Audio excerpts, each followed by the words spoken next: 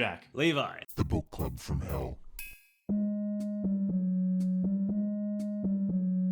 Content, I think it's that word has so many negative associations that I naturally recoil from using the most descriptive term I could use to talk about what I'm doing. It reminds me of that it's a curse. horrible little Gen Z meme about makers putting unnecessary sex scenes and things and just calling filmmakers like makers. Oh, I love it. I love it. It's so patty cakes. It's so like Zoom high school. I love, you know what? Maybe we're going to get into a really deliciously primitive era. Like outsider art. The problem, I was going to say the problem is it getting commercialized, but hyper-commercial outsider art or something which is fundamentally commercial, given the patina of being made by some 60-year-old schizophrenic in community housing, would actually be kind of interesting. I guess interesting because I haven't been exposed to it and I haven't had time to marinate in it, grow to hate it. But if that's the direction our culture is pointing in, I can embrace that at least for the moment.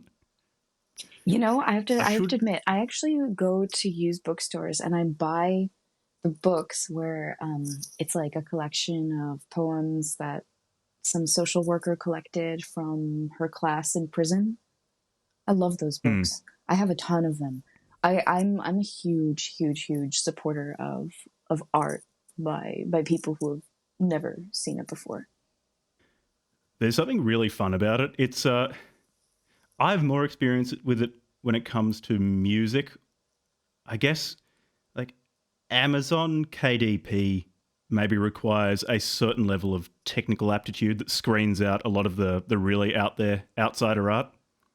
Mm-hmm. But you do get a lot of music from very, very strange people and a lot of music that I wouldn't describe as conventionally good or even things that I enjoy, but I can't look away. Yeah. In some ways, it's like watching a car crash, but better. Could you introduce yourself though? Because we've gone for 2.5 minutes without listeners knowing who you are. Sure. So I'm Anna Krivalopova. Last year, I published a book called Incurable Graphomania with Apocalypse Confidential. It's a collection of short stories, and it mostly follows characters on the East Coast of the United States, a lot of Russian immigrants, some government contractors, some dog breeders, dog fighters,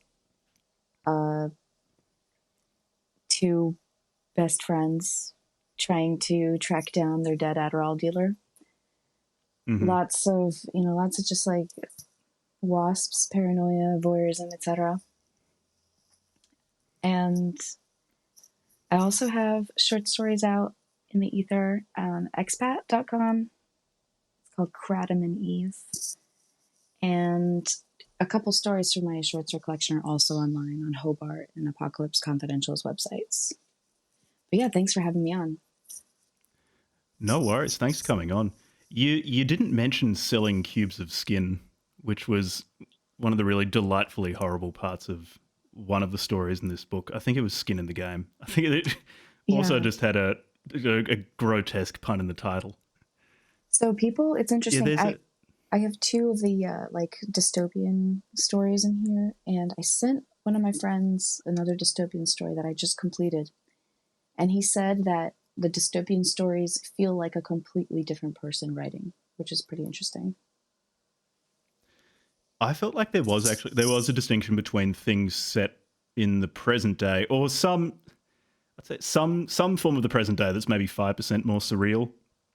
And those, I think there were particularly two stories. I think they were set in 2044 and 2066 or at some point in the nearish future, which did feel quite different.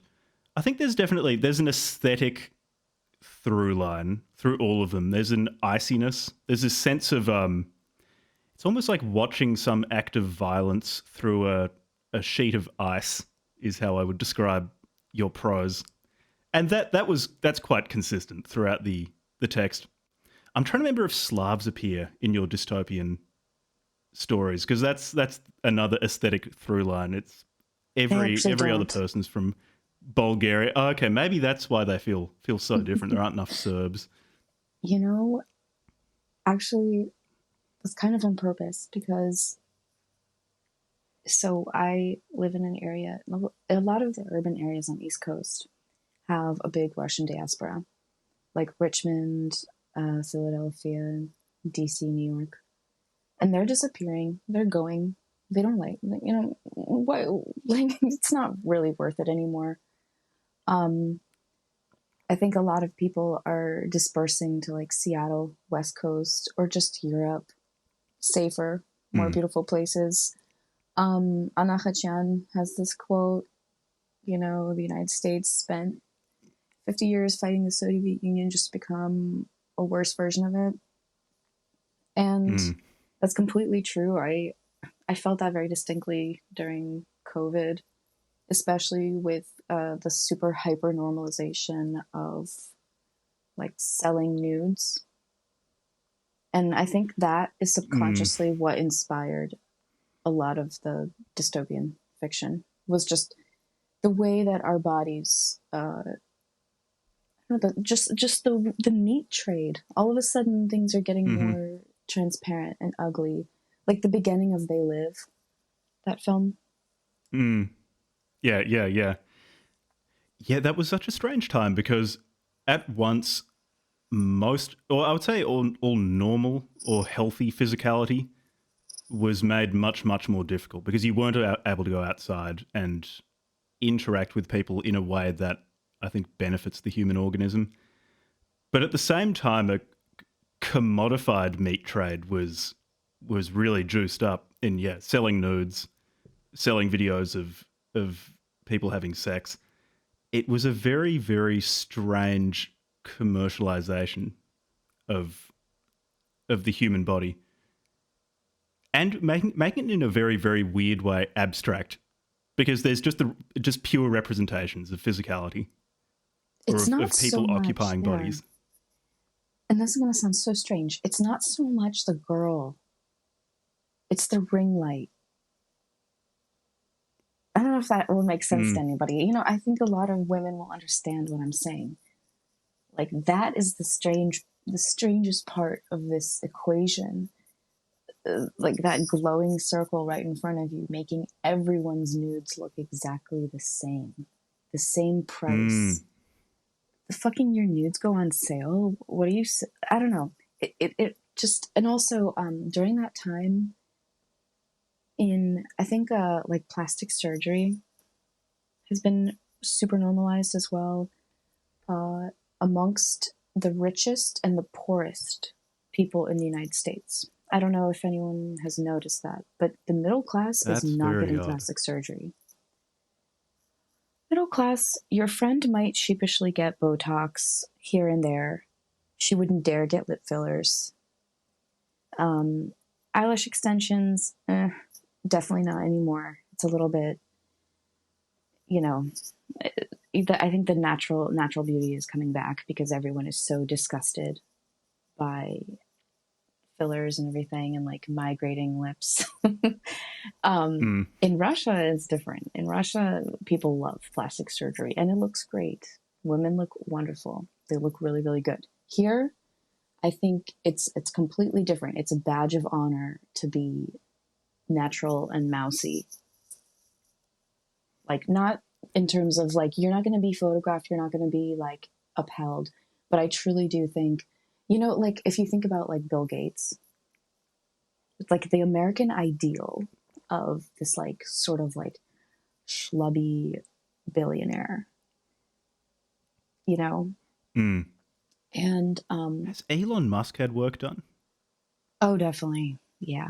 I think he's had a hair transplant. Definitely.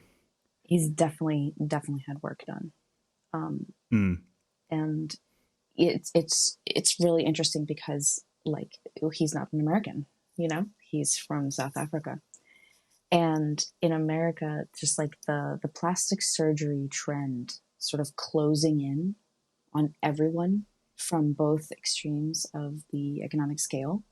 Like I remember being in a hospital a lot last year, and the amount of women I saw with BBL complications, like in wheelchairs, with little kids, always with little kids. That was the saddest part. And just like you see so much plastic surgery, and people are so comfortable going under the knife nowadays. I mean, I remember when I was a child, my friends and I would stay up and watch like Discovery Channel surgeries at 3 a.m. And it was considered like, look at this horrible freak who wants to get stuff put in their butt. And now it's everyone. Well, not everyone, but So that inspired a lot of writing for me, because I just don't, it's not organic. It's not organic for so many people to be so eager to get surgery that could go horribly wrong. Yeah, what do you think? What do you think is motivating that? Because one thing I did notice as a commonality, or a very, very common feature in a lot of your stories, is this sense of the anesthetic. So it can be with prescription drugs, or it can be with cosmetic surgery, or it can be with casual sex, or with something like alcohol. A lot of people in these stories are pursuing very anesthetic lifestyles. They're trying to flee from something. Is cosmetic surgery part of that? It's just trying to flee from whatever you were previously. Or am I just overanalyzing this? That they actually just want a bigger ass or bigger lips? I definitely think it could. I think there is like a deep-seated shame. And I'm not talking about, when I'm talking about plastic surgery, I'm talking about rhinoplasty, dramatic nose jobs. I'm not really talking about Botox and fillers and eyelashes and things like that right now. I'm talking about like, I want to become a different person. I'm getting my clavicles reduced or my rib taken out or something crazy like that. I think that is like some kind of schism in the mind between reality and desires.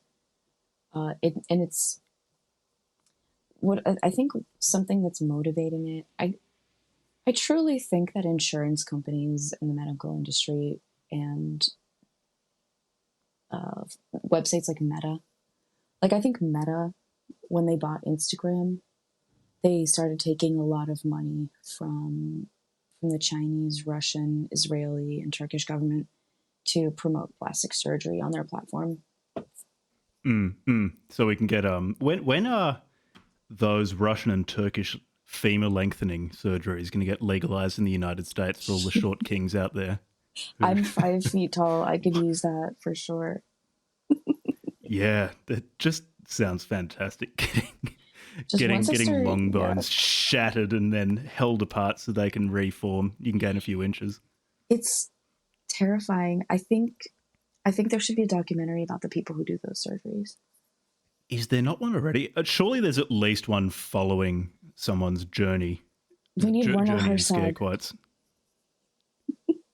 Into the abyss. It could be a gonzo journalism thing. Maybe I could do that. You should. You definitely should. Yeah, I mean, I live nearby. I could fly to Moscow and get someone to add an extra 10 centimeters to my height. Never be able to walk with any sort of load again. There should be like a movie about a guy who does that and then goes to the Olympics and his surgery holds up until it doesn't. Starring James Franco. Even more. It'd be an even funnier story if the moral of the story was just everything works out. All of this guy's problems actually were caused by being slightly too short. Funded by. The surgery fixed it. And he gets everything he wanted. He gets a beautiful wife, 5-10 beautiful children. He has 2 wives. Becomes a multi-billionaire. Anastasia and one named Dennis, and they don't know about each other. Yeah, no, they do know about each other. They're totally cool with it. There's actually just nothing that goes wrong. It's just a succession of catastrophic successes for our protagonist. I would really like that movie to happen. Look, maybe Meta, having purchased Instagram, is going to branch out into that. That's the next logical step for them to start making strongly pro-cosmetic surgery media. And here's promoting cosmetic surgery that involves bone, because Yeah, skin's one thing, but when you start breaking bones, that's a whole different ballgame, I think. You know what the ball game changed for me? This is a crazy story. I'm very stickler about animal welfare in my personal life, and Hmm. I have spent many hours just like making sure my cat's food isn't poison, because a lot of cat food is, like just horrible ingredients. Anyways, as I was looking for that, an NIH article pops up, because you know how horrible Google is nowadays, right? Oh, it fucking sucks. I've stopped using Google because it's just not useful anymore. And you know what though? I actually I'm going so far to say that I actually like it, because I have found some Really? crazy shit on the internet that I would have never found. Yes, so Google, and when I was searching like tilapia and something else for my cats, I get an NIH article talking about using tilapia to heal skin grafts on people's arms, because so women who transition into being men, like trans men, Mm-hmm. when they get a penis constructed for them, they shear off the skin between their elbow and their wrist, Mm-hmm. because that skin is very tender or something. And then NIH found that one of the best ways to protect that area of the arm that's like literally skinless is to put tilapia skin on top of it. Anyways, yeah, I remember reading Right. this, and it was not what I was prepared to read that morning, but it was so fascinating, and I went down this rabbit hole. And that was after I wrote Skin in the Game, by the way. Oh, okay. Okay. Okay. So it was so bizarre, because I knew it. I knew that was happening. I just like, I didn't know it. You know what I mean? I didn't have the proof, which So is happens there to me going a to be lot, Skin in the Game actually. 2? Skin in the Game 2, which is going to be focusing on the pet world. Because Oh, Skin in the Game, no. it was focusing on humans, whereas the natural progression of any sort of horror visited upon the world in the name of humans is a horror visited upon the world in the name of middle and upper class pets. That's true. Well, there's that cat, Dolores, in that story, who is, you know, her owner runs around like she's going to be made into a meat pie. But it's funny that you say that, because I actually am writing sequels to some of the short stories, or prequels. Hmm. Like I wrote a prequel to the Serbian Bluebeard story, Entrails Over the Country Club. That was a really good one.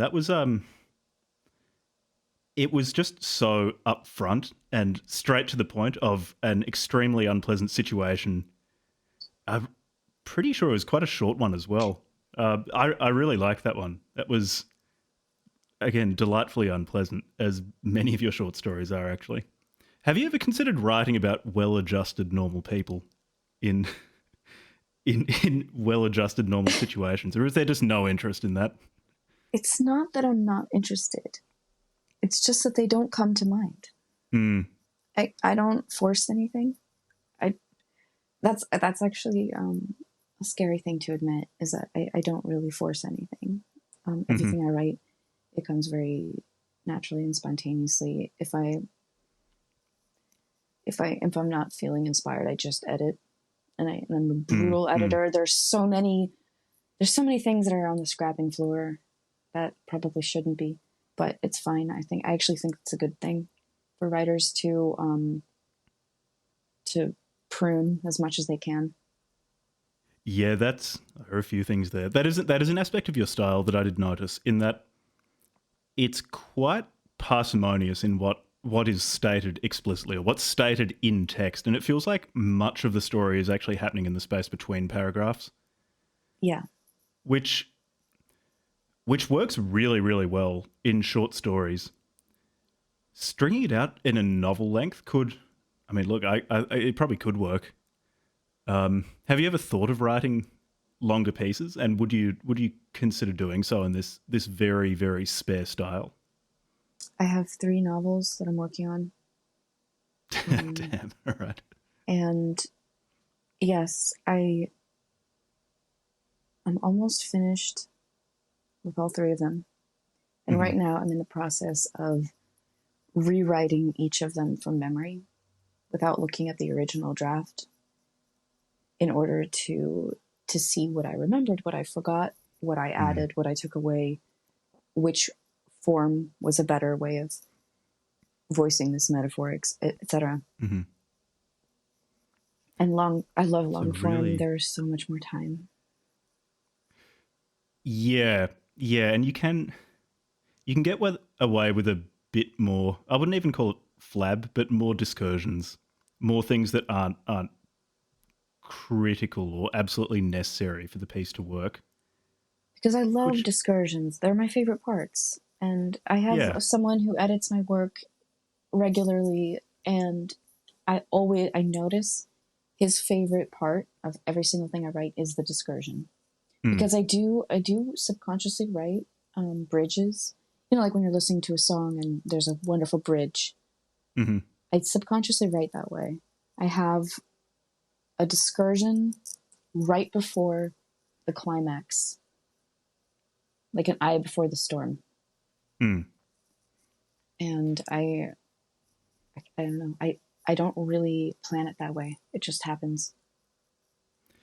Yeah, how much of your writing process is intentional and or conscious, and how much of it is mining the unconscious and just seeing what you dig up? Because with a fair few people I've talked to, when really pushed for, okay, where the ideas come from, they throw up their hands and say, I don't know. The consciousness comes in later when they're editing it and making it understandable for people who aren't them. But what about you? Do you have an idea of where your ideas come from in these stories? I notice that when I read something, even if it really inspires me, those ideas don't come out until after a couple months. Mm-hmm. And I mean, I'm inspired by the interactions I have with people, by my experiences, dreams, things I know to be true that I haven't proven yet, that I go back and double check, and usually, yes, something like that has happened. I'm also, something I got into this summer was I was like, I got really tired of Twitter. I got really tired of everything on the internet.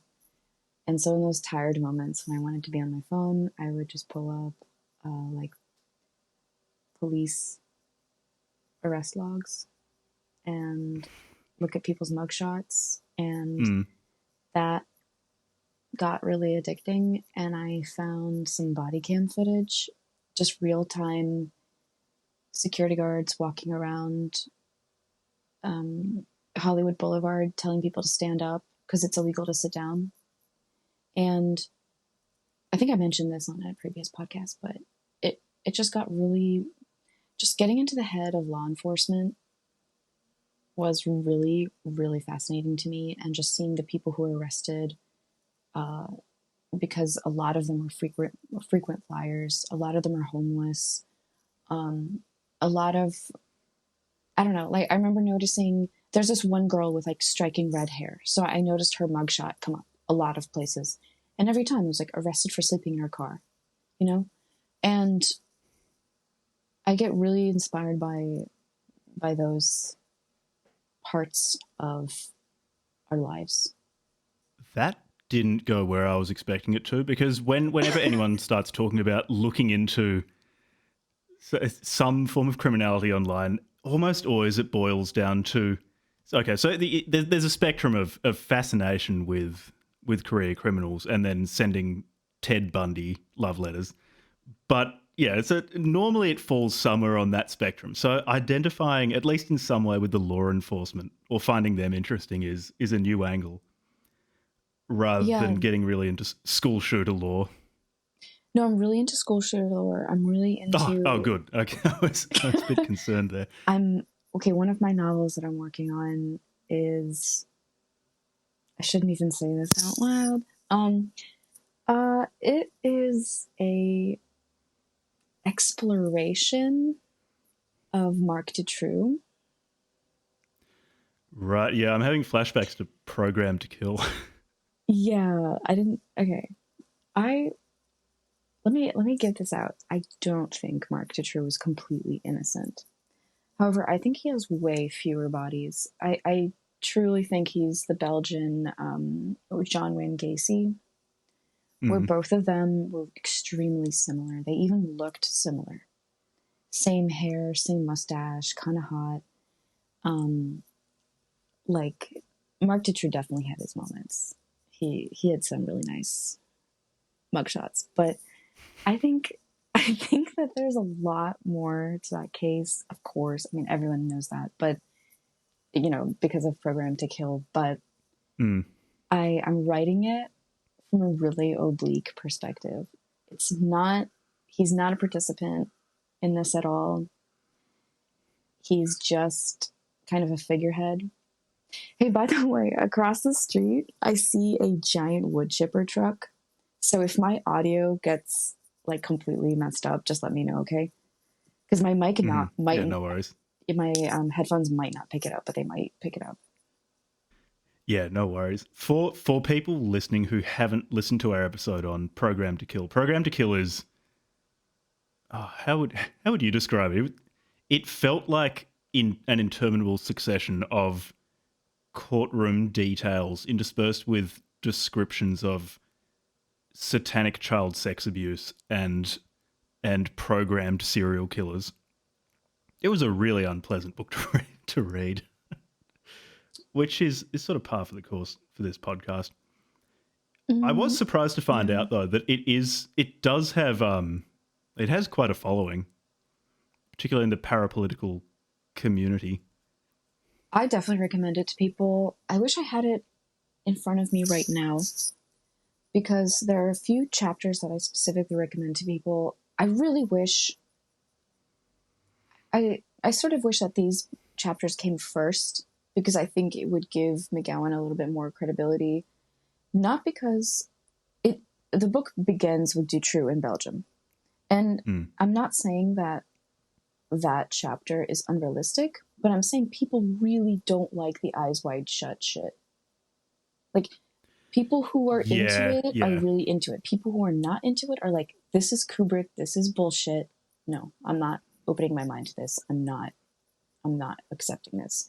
However, the chapters that describe the phenomena that happens in big cities and small towns in the United States, especially during the 60s and 70s, when our racial awareness was nowhere near what we have now, where police would have usually black or Hispanic, often retarded or illiterate, or something is vulnerable about this person. Maybe they're an orphan.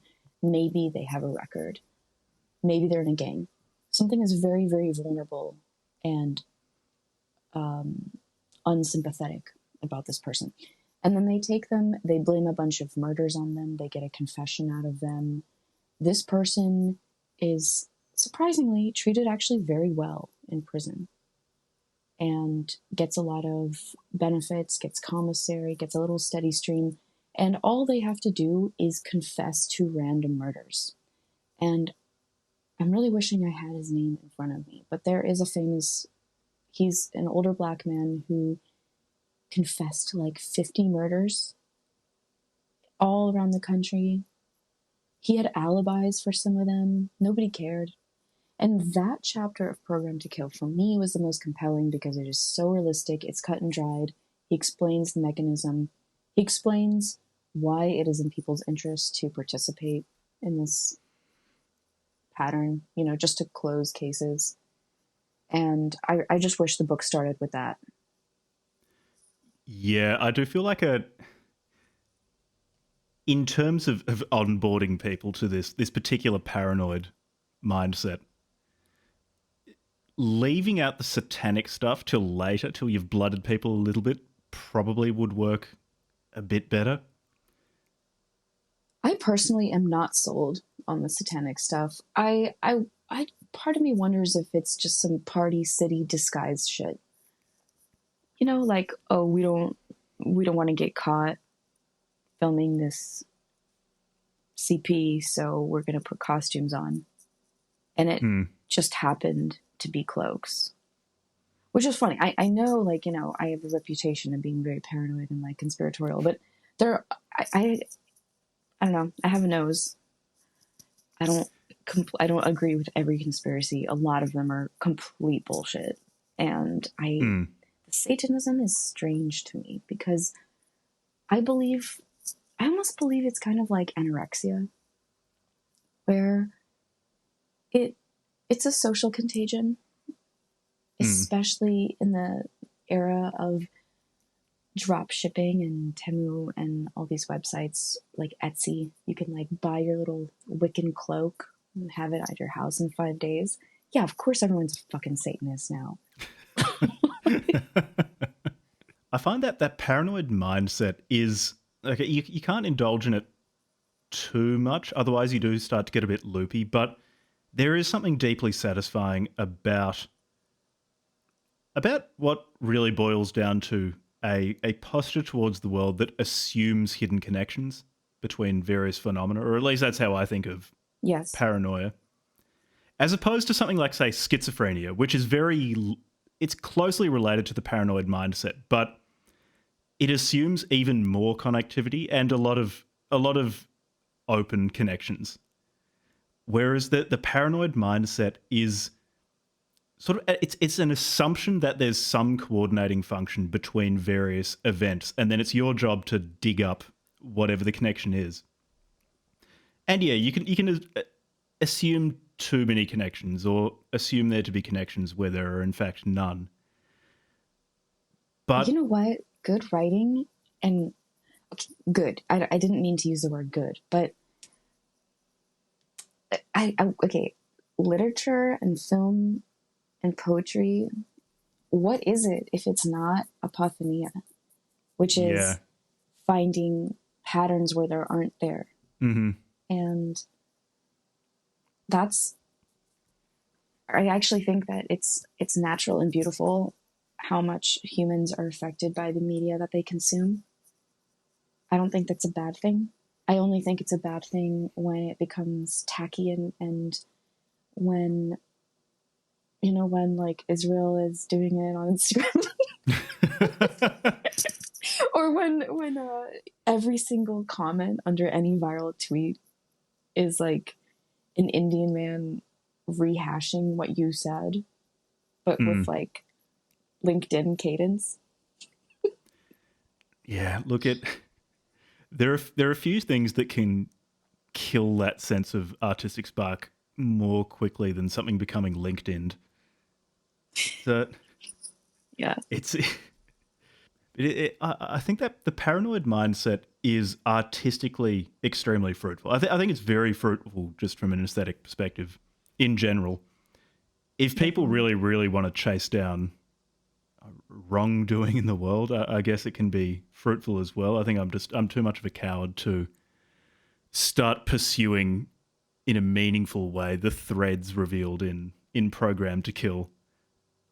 I think Dave McGowan, his work is a great place to start, but I honestly think that most people would do better if they just went straight to the primary sources.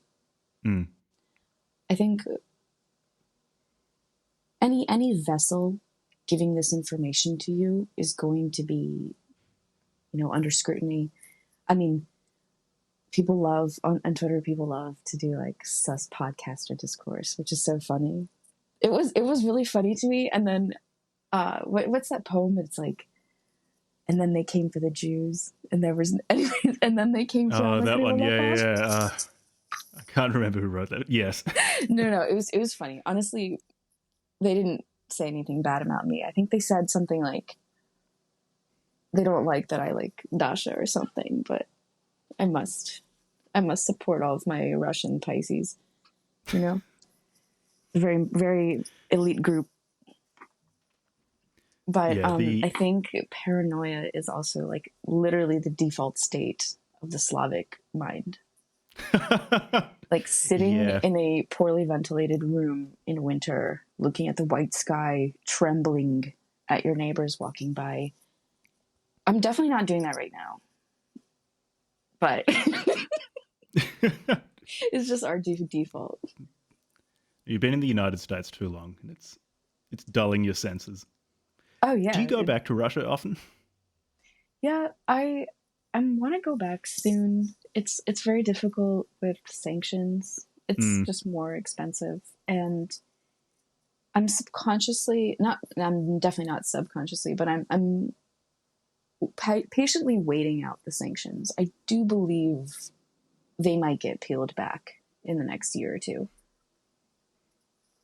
yeah, but I guess who we'll see. knows? I think there's a large portion of not just American, but Western in general, people who really enjoy hating Russia, or they just kind of want a group of people to hate. And Russians are socially acceptable because they're white.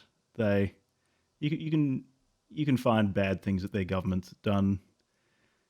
Um, I don't know. It feels like they're the eternal enemy, and there's always going to be a reason why they need to be sanctioned or kicked around by particularly the American foreign policy establishment. Yeah, the eternal Red Maybe you Dawn. get a break. I don't think. Well, for the record, I don't think I don't think Slavophobia is real. I mean, it Oh, is really? real. I mean, it is real in their minds, but it's not real in our minds. I mean, it affects us like tangibly, absolutely. But it's like making fun of someone for being tall or powerful or smart. Like, oh wow, ooh, ooh, I'm so hurt. I don't know. Like, I have so many amazing historical impacts. Oh no, Pushkin, periodic table. Like I'm Yeah. so insecure. I'm so insecure about I'm my so my insecure about my nation's cheekbones culture. and icy blue eyes. Yeah, who the It's fuck? a I don't know. curse. It's not real. It's not real. We're very hard to make fun of. It's a big, beautiful country with amazing history. Moscow is the third Rome. I forget who said that, but my mom would always say that. Moskva, Tretий Рим. Um, I don't know. I'm not worried about it.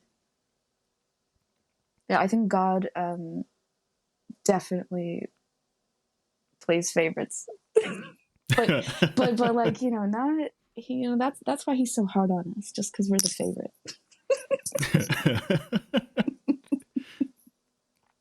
That's why there's something I've been really enjoying recently is there are so many videos on YouTube of people traveling through the the less famous bits of Russia. There's particularly one guy who went through there's this city called Norilsk, or however Mm-hmm. it's pronounced in Russian, which is it's just like hell on earth because it's I think there are huge nickel deposits Yeah, nearby. So it's toxic. It's just in the middle of a plain that's probably the size of Germany, and there's nothing around it. In winter, it's minus 30 degrees pretty regularly. it does something to your mind, absolutely. And I think it it would be hard to get through that type of winter without alcohol. I'm actually so in the novel that I'm currently rewriting from memory, which is really interesting. I recommend that to every writer. Mm, It's mm. not as hard as you think. Um, but there's a character who is actually based on a real person that I know. I'll say that first before what I say sounds utterly ridiculous, but um, Chelyabinsk is a copper smelting town. And so what copper does to the human body is that copper and zinc compete a lot like a seesaw. And if you have an excess of copper in your blood, your zinc drops very low. And zinc is a huge, huge piece of the puzzle in schizophrenia. And for some reason, I haven't really looked into it, but for some reason Russians are very prone to schizophrenia. Like the schizoid and the epileptoid personality types, and they're very, very prevalent in Russia. And so her father, like this copper smelting town, you know, just like Chelyabinsk has a lot of violence and alcoholism. And I truly think it's like because of the copper in the air, but you know, her father just does something murderous, and I don't want to like give it away totally, but I know these scenarios in Russia where men just suddenly go berserk on the people close to them, and like that's real. And also, I mean, that happens in the United States as well, but the violence here is like happens like through jello sometimes. And it's not just because everyone's fatter. It's like the weed and the SSRIs and the opiates and everything together. You know, I think like Russians are just more energetic. And the Norilsk, have you seen that guy going through like the Russian Appalachia? Oh, I probably have. I tend to watch these things like one after the other quite early in the morning when I can't sleep, and they blur together into just an endless tundra of ruined Soviet machinery. I probably have seen it. Yeah, I think probably have. I think I know what series you're talking about. And he goes to like Podmoskovia and like Tver, and those and areas he'll find a rusted train and just climb into the locomotive and go, oh, this looks like a great place to sleep. And then we'll complain, oh, overnight it was minus 15 Celsius. It wasn't too bad. He'll demonstrate that characteristic Russian, if you're not scared of it, it can't hurt you. I saw this great video. I don't know the name of the particular city, but I think it's the largest asbestos mine in the world. And they were interviewing some worker there who just said what, at least to my mind, is the most Russian thing anyone's ever said. He was asked, aren't you afraid of getting lung cancer from breathing in all this asbestos? And he's like, it can only hurt you if you're scared of it. And I was very, very impressed. And that's coloured my impression of Russia ever since. I don't know how characteristic that is, but it struck me as extremely Russian. I know which idiom that guy said. Oh, really? It's actually an idiom? Yeah, it's an idiom. And people like to say it to you a lot. Honestly, yeah, when you're being like when you're overthinking or being jittery about something, people will say that to you. Like I have a lot of, you know, I don't like being in the car very much. I'm very afraid of car accidents. People always say that to me about that, and I hate it because Albert Camus never wanted to ride in a car, and then the one time in his life he rode in a car, he died. Right, I didn't know he avoided cars. I knew he died in a car accident. I didn't know Always that it was took the train. The one car ride he took. He always took the train, and his friend bought a new car and was like, "What? You don't want to ride in my new car with me?" Or something like that, and he died. Yeah. So that's real. It's real. Don't be afraid. I need to work on that. I'm afraid of so many things, and I'm afraid of like the hums of appliances. But Joan Didion was too. Joan Didion was as well. Mm-hmm. Joan Didion was really uncomfortable with the sound of plumbing moving through a house, and she liked to sleep outside because of that. And I have the exact same illness.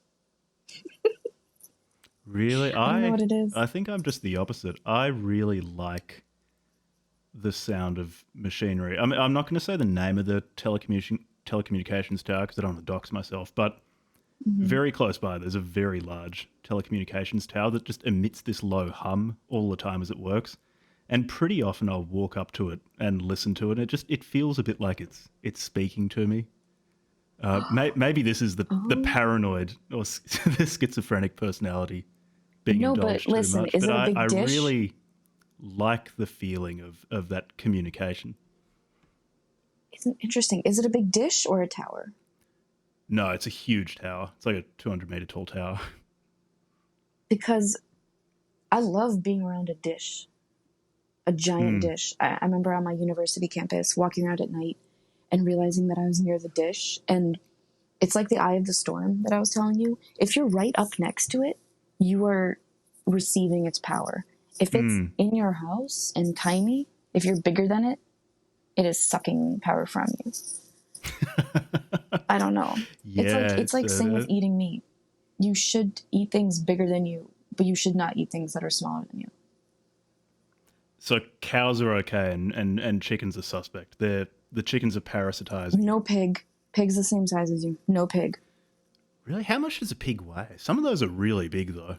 I know they're bigger than you, but spiritually they're the same size as you. Spiritually, they're The impoverished. brain. Yeah. It's about the brain. It's not about the body.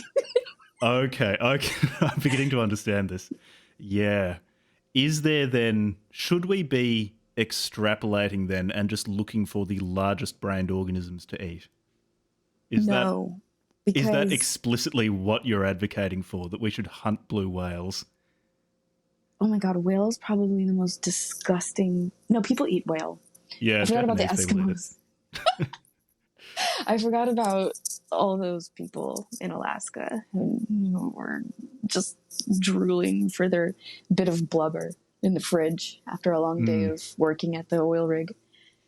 no, that's an interesting connection. It's one thing I do really like about Eastern Europe, particularly the former Eastern Bloc countries, is they build really unsettling looking skeletal towers that I just wish Westerners did a bit more. You don't get that feeling of mind control from a Western Yes, telecommunications tower. I want to feel like I'm walking through a cartoon. I don't like, I want to be titillated in my everyday life. And I love, in DC, we have a lot of brutalist architecture. Mm, I, there's not enough of it.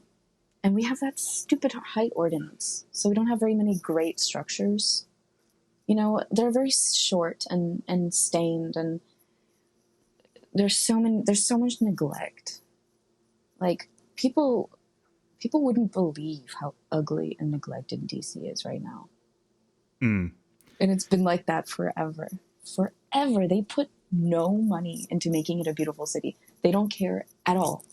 It's like I said earlier about like the American ideal being like a mousy, natural person wearing like a little Columbia fleece and those Keen shoes that you hike in. Like that is like Bill Gates. It's like the, you know, and like DC embodies our culture, our commitment to being like the female bird, you know? Oh, don't undersell DC. There's tons of violent crime there. Don't be nice about the place. You can get shot or stabbed too. You know, That was one of the biggest takeaways I got from visiting DC. It's okay. There's politics. There's the Smithsonian and crime. where did you feel or experience the crime? I don't remember the exact place. I was last there when I was probably 19. But you felt bad there. You felt like you Yeah, had to look around. You couldn't walk down the street without worrying. Yeah, exactly. yeah. And people, you know, there's always like little hissy fits about this on the internet, like, oh, you're afraid of the city, you fucking pussy, and then other people that are like, a homeless person spat on my baby, you know. And both of them are wrong. Both of them are wrong. A lot of people are too scared. A lot of people are not scared enough. Or I think the not scared enough people are just ignoring their instincts. And there's a huge resurgence in ignoring your instincts. There's an article that I've been dying to find. If anyone hears this and finds this for me, please send it. But it's Masha Gessen talking about doublethink. and about how she was writing this in 1991. I think it might have been Komsomolska Pravda or something, or some communist rag, but she was right. I think she was very smart and amazing before like 2005 or something. But there's a lot of doublethink right now where I think we're so influenced by the people in our phone, like the people on Twitter, just, different. There's always like a scoldy 19-year-old in your head that is going to cancel you for every little thing you say. And I think people are so, like, people do the Seth Rogen thing. Like, they want to posture about how comfortable they are with violence. And in reality, we pay way too much to fucking be in this shithole, That's just what it is at the end of the day. Yeah, that is something I really, really enjoy about Czech Republic, is how safe it is. Like, I can walk around at night. I just don't think about it at all. I don't feel the need to become better acquainted with random acts of violence. I would love to walk around at night. That's something I indulge in very, very rarely. Usually after a big snow or something like that, when everything goes quiet. Yeah. What's Moscow like at night? Because I've never been to Russia. I've got plenty of assumptions that I wouldn't want to walk around there at night, but I truly don't know. Honestly, and everyone who says this just gets accused of lying, but Moscow's a utopia. It's clean and safe and beautiful. It's clean and safe and beautiful. There's a lot of culture happening all over the city. It's it's like New York in that way, where there's just so much going on. And I don't know, it's pretty diverse. Russia's pretty cheap right now, but I don't know. That's my birthplace. So I'm not, I have only good things to say about it. It's so you were born there. How much time did you spend there before moving to the US? I went back and forth as a child. So I grew up bilingual, and I grew up pretty immersed in both cultures. Here in DC, there was a much, much bigger Russian presence when I was younger. I mean, I remember the only exposure I really had to Americans was school and my social life and church and events that we would go to, and at home, everything else was in Russian with Russian people. And like I said earlier, they're gone. They're gone. They're not only are they gone, but people aren't communing anymore. There are too many times where, like, I don't know, some like anonymous account would threaten violence or threaten a protest at some kind of like Russian folk music event or like a balalaika concert. Oh, like, how are you going to have this concert when there's a war going on? Okay, great.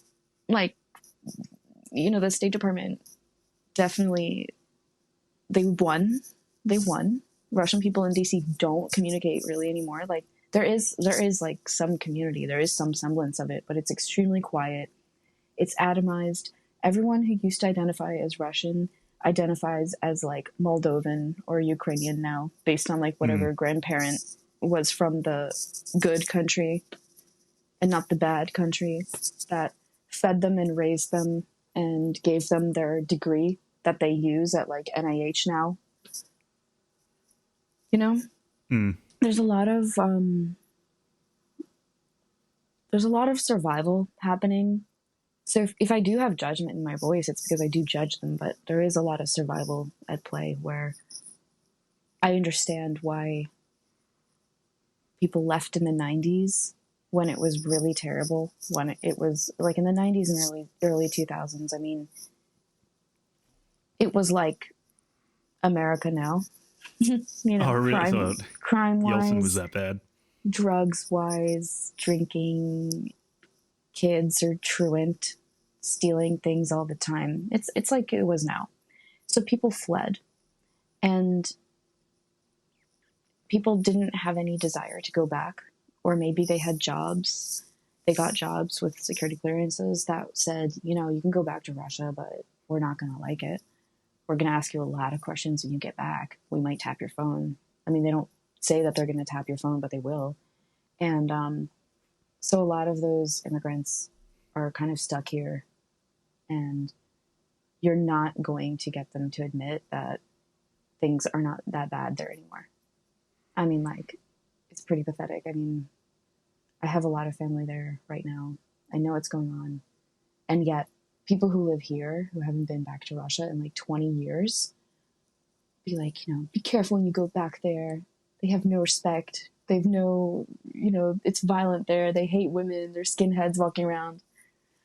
And they're just saying what they remember from the 90s.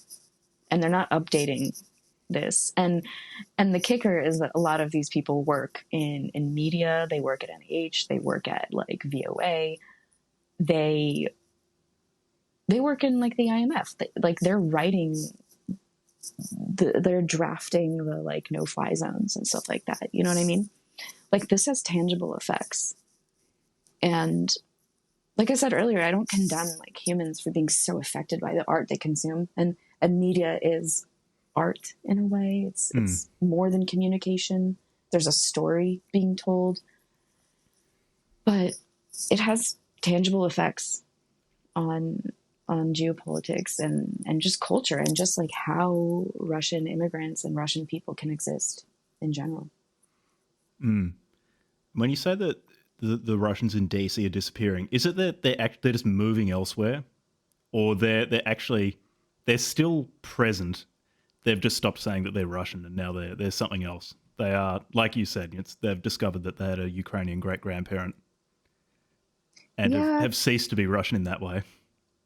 Like, they're taking their kids out of Russian schools. They're not speaking Russian with them. Like, you're going to learn Spanish. Just really bizarre. Oh, another thing that's happening on a pretty strangely wide scale. People are getting divorced. A lot of Russians are getting divorced right now. Like, Russian women divorcing their American husbands. Russian women divorcing their Russian husbands because the Russian woman considers herself more Ukrainian than him. American husbands divorcing their Russian wives because they're embarrassed when they go to work at like the Biden administration. You know, just like it sounds made up, but I actually, like, these are real people. You know, like, it's crazy. It's crazy. It's really happening, and I don't know. I think it'll work itself out, though. I guess it does seem that no matter what the rest of the world has done to Russia, Russians have done worse to themselves. So they'll probably make it through. That's yeah. I don't know. Not teaching Russian to your kids, like, just because I didn't grow up with a second language, I had to learn it. Especially like learning a Slavic language, not having spoken one before. Like, they're real bastards to learn. Yeah, they are. And the thing is, though, that I find particularly, because I think Russian and Czech grammar function very similarly. I think it's, of the Slavic languages, only Bulgarian and Macedonian that don't have a ton of noun declensions. But once you wrap your head around how it works, there's such flexible, fluid, and specific languages that depriving someone of the ability to just intuitively speak that seems like a real disservice as well. It's a really remarkable group of languages. So, for example, the ability, like, let me know if this functions as well in Russian, to just, because you've got this whole range of prefixes and suffixes that you can just smash together and form new words that people will understand, even if they've never heard them before. And being able to play with that is really fun. Being able to play around with the word order that's really, really fluid. I completely agree. And I love making up words, and I do it in my own writing in English. I can't really think of an example right now. I'll flip through my book. Maybe I'll find something. But I was actually thinking about this last night before I went to bed, because you earlier brought up that you wanted to talk about, just like the flexibility of Slavic languages. And I realized that it's not only a function of the language, it's also a function of the culture and the personality around reading and literature. And Russians are they're such eager readers. And I think they also, like the Russian education curriculum is extremely rigorous. And Russians are very quick to notice patterns and to, like, if you think about like chess and Tetris and reading between the lines in the media and things like that, Russians love to pick up, what you're putting down and just kind of like run with it. And I think something I noticed in American readers, maybe not American readers, but the readers that are very vocal online, I'm just going to say book talk, People who don't read. The lowest denominator of reader is the most sluggish, lazy consumer of what you're doing. They need everything. They need you to hold your hand through everything. Like, I was horrified when I saw like a page of trigger warnings before a book, and sex and violence are the easiest ways to like inject something into a reader's brain. I know I know that like a lot of the things I've written are violent, but I actually really try to avoid it. So this is the dialed back violence. Definitely. It's watered down. It's right. not watered down per se, but I'm not shoving your face in glass and shit. Like, I'm not that kind of writer, That's interesting, because I felt it's always lurking in the background. It only bursts through every now and then. So that could be a function of you trying to dial it back. I'm not a shock jock. I think it's cheesy to do that. You know what I mean? This is just naturally what I think will happen. Well, it's also, sex and violence are so high salience for people. I think it's not to dismiss something by saying they're an easy way to get people invested, because I think you can do very interesting things by exploring sex and violence, which are, in many ways, they're kind of just the fundamentals of human existence. There's a lot there, and there's a lot that is interesting about them. But what was I saying? Oh, what you were saying before, actually, about how the Russian language reveals so much about Russians is really interesting, because I really do think there is so much of a culture embedded in a language. So, for example, Definitely. I just don't think I really got Czech culture until I got much better at the language. Because one really characteristic thing is that, so it's what is now Czech Republic was part of the Austro-Hungarian Empire for a few hundred years. And there is a very Habsburg bureaucratic feeling to the culture and to the language, where it's a place that sits really right between Eastern and Western Europe. So there's a huge amount of German and Austrian influence, and then a lot of influence from further east. That was my impression of Czech people as well. I've had a Czech coworker, and every time I meet someone from there, I'm so fascinated by how well they straddle both, because they always, as soon as I connect with them, they immediately switch to Russian with me.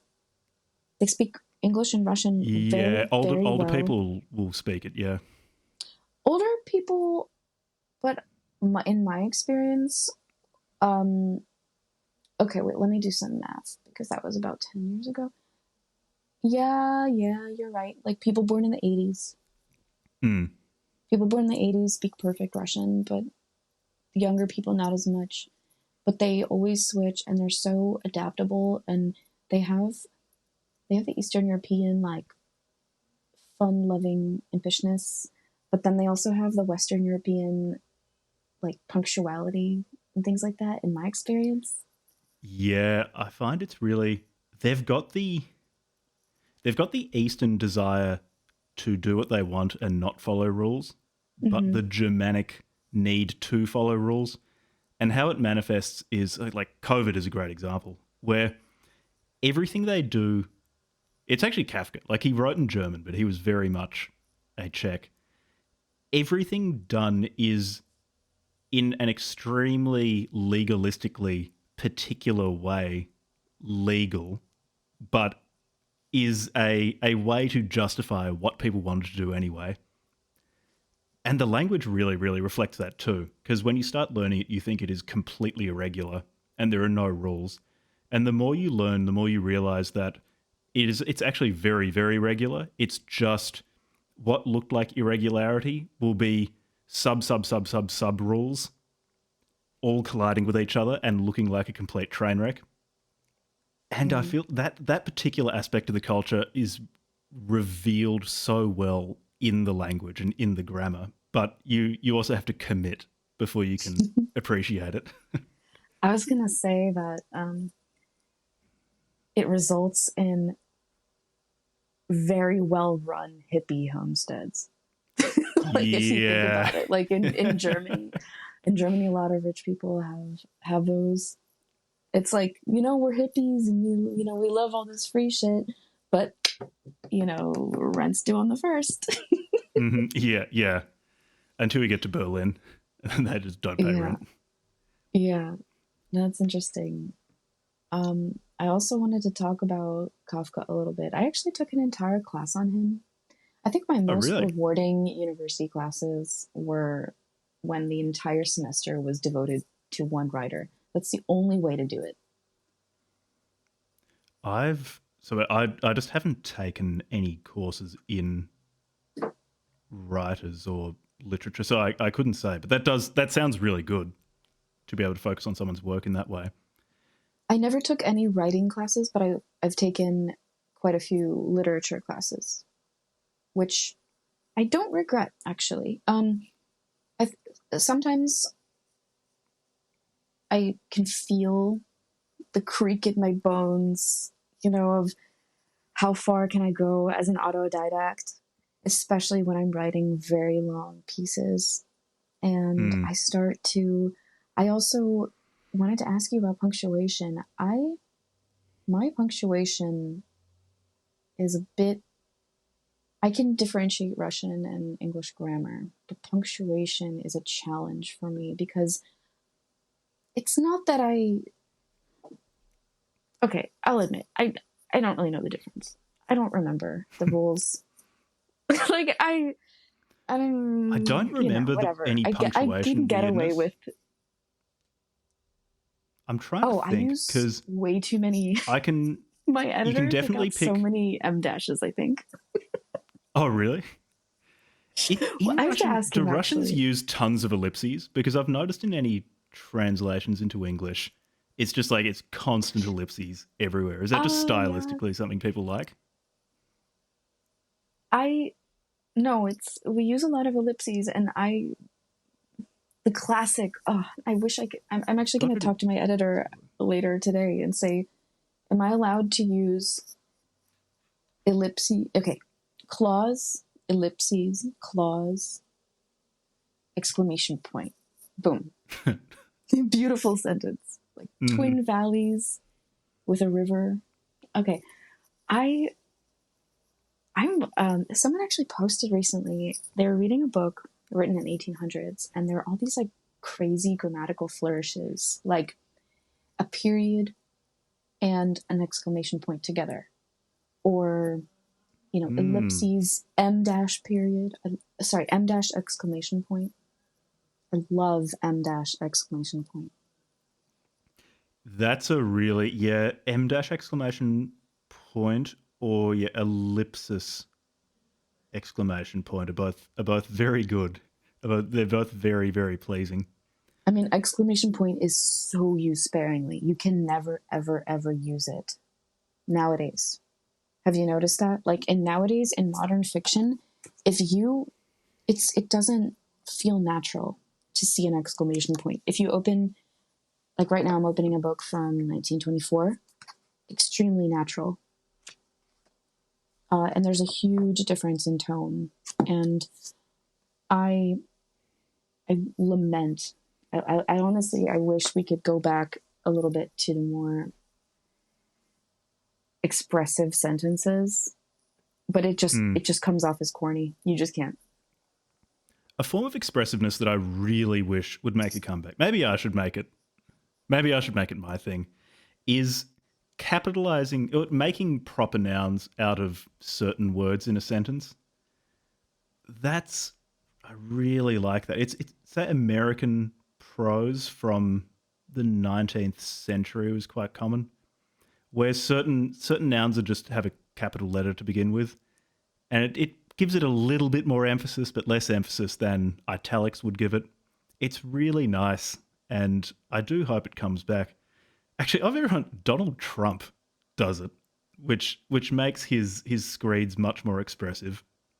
He has an extremely pleasing Norman Rockwell-esque cadence. Yeah, I know exactly what you're saying. And I wanted to say one way that I use the capitalized nouns, which I agree with you. I love the capitalized nouns in certain contexts. There are places where it's extremely unnatural to give a character a name, and you can't do that. Like a store clerk. No, do not name the store clerk. Don't do that. But if the store clerk that's contrary to Russian writing. I feel like you need to make up your 800 named characters somehow. That's and so funny. naming every store clerk is one way to do it, I guess. I actually, yeah, okay, in your mind, when you're writing in your mind, you have to give the character a name. But you can't always put it on the page, because if you give a reader too much information, they, especially in this day and age, they just die. So something I do is like, I don't know, for example, a girl is wearing like a satin shower cap in public. You want to identify her to the reader. You call her satin cap in all caps. Not in all caps, sorry, but, capitalized. Or just, you briefly describe the store clerk has red hair. You just call him Red, capital R. Simple. I did notice you did that a few times. And that's very, very simple. It just, don't waste words. Really pleasing. It just makes it shorter. Just quick. The reader is so smart. The reader knows exactly what you're saying. You don't have to hold their hand. Contrary to what I said earlier about how a lot of people are like sluggish, ruggish bone when they're reading a book. I think if you're concise and not boring, people are going to pick up what you're putting down quickly. On the subject of underused forms of punctuation, I think I came across it in Don DeLillo. I forget which of his novels, but lists separated by semicolons rather than commas is also something really, really nice about that. I think there's a degree of confidence and self-belief that someone needs to spam semicolons, but when someone's willing to do it, it's really something to behold. Okay, if you like semicolons, this is a Shillard Clinton in AppCon. One of the ex-editors of AppCon, Tom Will, he released a lot of sonnets with a lot of semicolons. And I remember him telling me that a lot of editors made him take them out. What do you think of a sonnet bullshit. Separated by semicolons? I guess you'd have to figure it out. I think I agree with you. I think punctuation is like so minor. It's the tiniest little specks of ink. Let the writer do whatever they want. Give us this one thing. Maybe I focus on it too much. I think that it's so important. It's almost the mathematics of a sentence. It really controls the speed, how quickly or It's the slowly a breath certain part of work. the sentence is moved over. Yeah, Definitely. It's it's the breath work. And I think that's why you need to give the writer full control, because it's almost as if like you're telling Whitney Houston to hold that note shorter, you know? mm, yeah. There's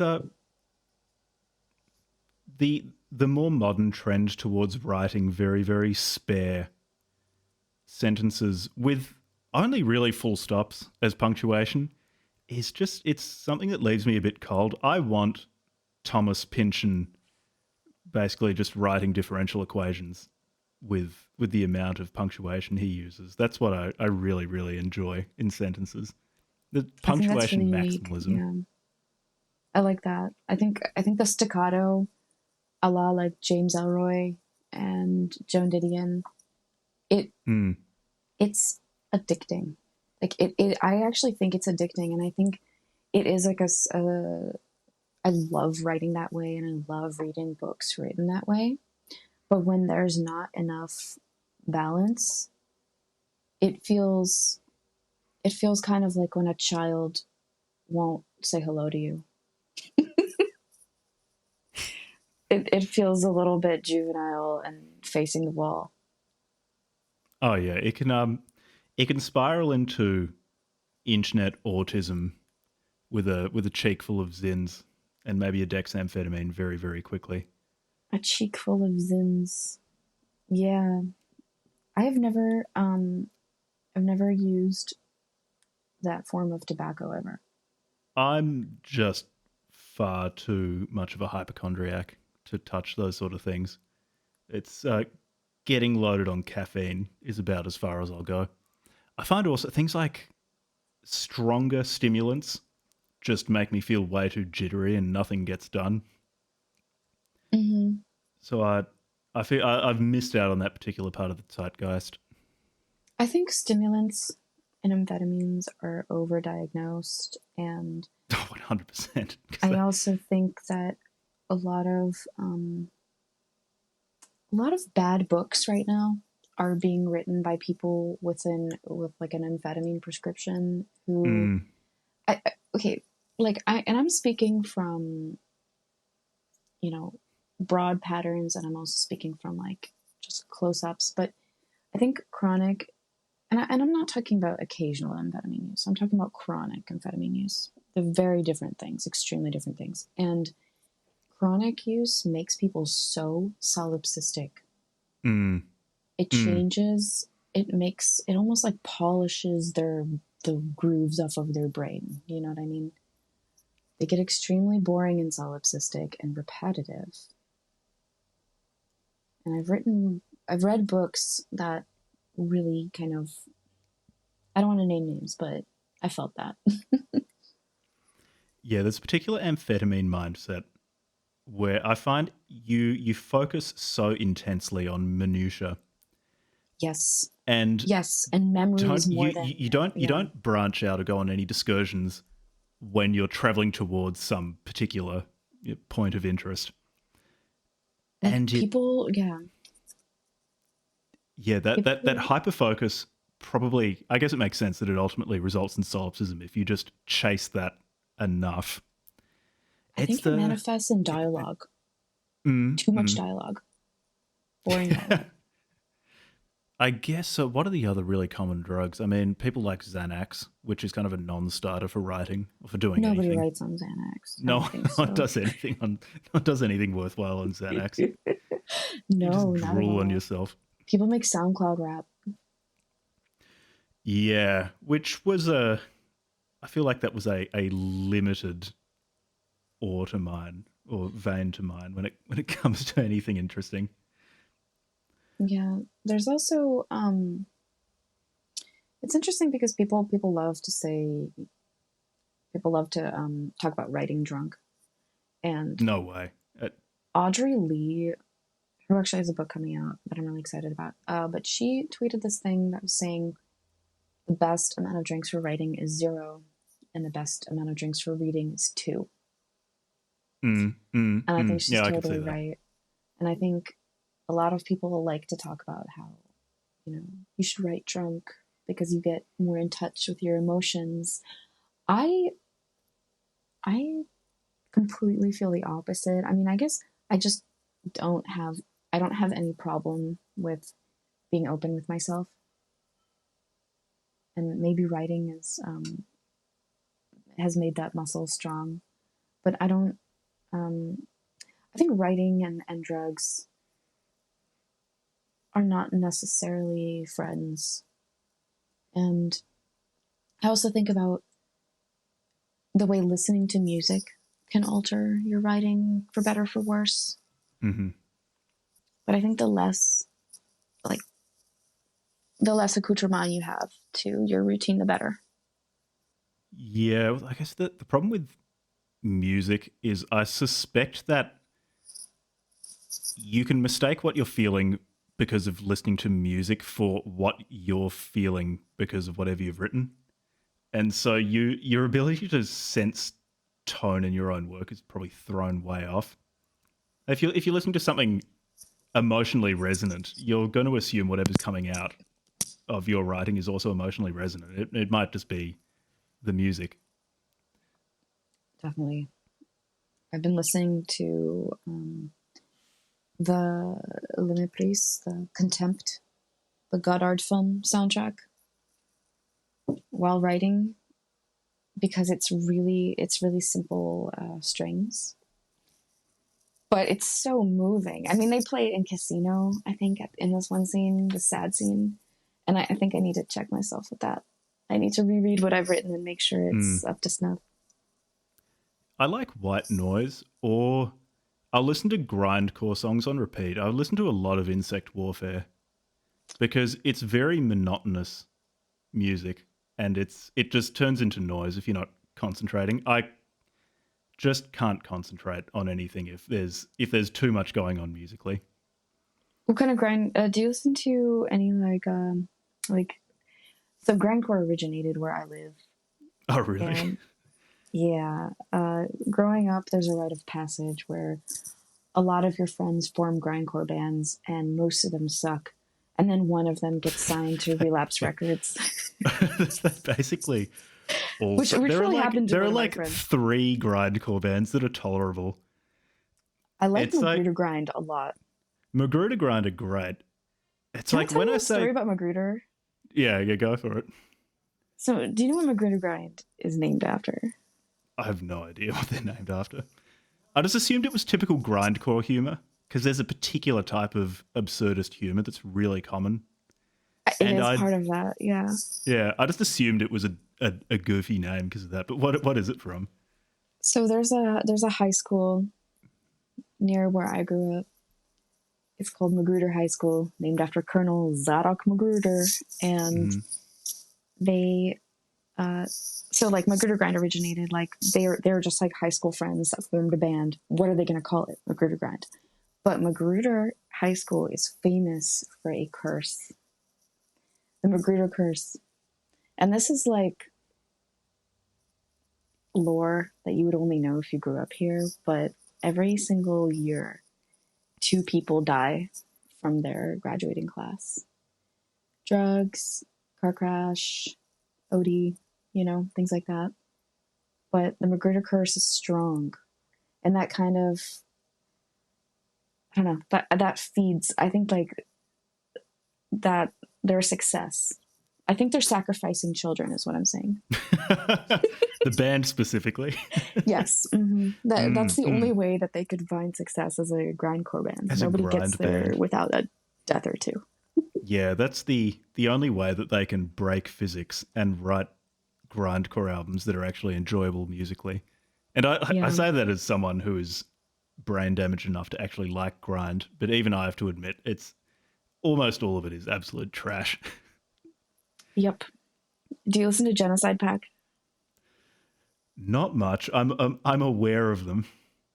Or like, oh my gosh, I forget the other names. Agoraphobic like, Nosebleed is oh yeah is great and has a typically temperate name for a grind band. Pig Destroyer. I mean, I know people say that they're fake grind, but they're still, maybe because they're fake grind, they're actually a good band. They make good stuff. Like I mentioned, Insect Warfare, really, really good caveman grind. I love, I think some of my favorite metal is, do you like Russian Circles? Yeah, they're great. They're my favorite metal band. They beat out Sepultura, they beat out Power Mad. They've yet to put out a bad album. I'm still waiting for them to work out how to make music that isn't stellar. Oh, I agree. And they're so good live. They're so good live. It was the last concert I saw before the pandemic. Don't they only have one guitarist as well who just uses the looping pedal for everything? And yeah, and when I saw them, they were using like a tiny, like 1950s style drum. That's like a fucking Buddy Holly ass little green drum. That's really good. Was it a tiny amazing. kit? Because I find those sort of more technical bands tend to bifurcate with their drummers, where either they're showing off by having like as few drums as possible. The guy will be playing with, a snare, 2 toms, and a hi-hat, or going full maximalist. They'll have 40 different pieces of their kit. Right? No, they went tiny, and they're so technical. They're so good. I mean, I love. I remember they're also really good writing music, but that is dangerous as fuck because everything you write is gonna sound so intense. But I love ambient metal, and I remember being annoyed at them because I just was tempted. I mean, if you like a musician, don't go on their Twitter. Just don't. Just don't do it. And I went on their Twitter and they were like, "We stand with Ukraine," which is fine, but also, come on, guys, come on. I don't know. If you don't have a personal connection with it, like people here are very nervous because it's like, my in-laws remember the 1968 invasion. Yeah. And it's like, I can understand concerns about Russian militarism here. If you're in, I forget where they're from, Chicago. Russian circles, Chicago, it's like you're probably going to be okay. It's probably not a present threat if you're in Chicago. I just think, it's just funny because they super emphasize that their name is inspired by a hockey drill and has nothing to do with Russia. Don't get it twisted. We don't like Russia. That's what I don't like. It's not that they're like supporting Ukraine, but it's just like that they make it very clear. Russia's been cancelled. The whole country. All 140 million people. They're out. I know, right? So funny. But anyways, much love to them. They're so good. Actually, one thing. So before recording, you sent me a link to a psychometric test, the inventory of phonetic associations. Yes. You included your test results in it. And I was impressed. It's an effort to assert dominance through your connection to the phonetic unconscious. Mostly, I wanted to send you. It was funny because the result was that I established dominance, which is great. But I wanted to talk to you about when we talked about making up words. And these phonetic associations are so strong because everyone I know, I've asked a couple people to take that quiz, and everyone I know, no matter how literary or anything they are, it has nothing to do with that. It's just feelings. For the people listening, this quiz asks you a question like, they give you a made up word. It sounds like a prescription drug. They give you a word like Jaleva, and they say, does this sound sophisticated or rugged? And most people are going to select like sophisticated because of the open E's and the L and the V. It almost sounds like the woman's named Evelyn or something like that. And this quiz was really interesting to me because at the very bottom, when you take it, it says that people with autism don't reliably sense the associations in these phonemes. Which is why I was concerned about taking the test. But it's interesting because autism, the rise in autism decreases the connection and the potency of the collective unconscious through language. Okay, so I want to take that, and then I had a look at some of the research behind it's called the Boober and Kiki effect, Yes. or something like that. Yeah.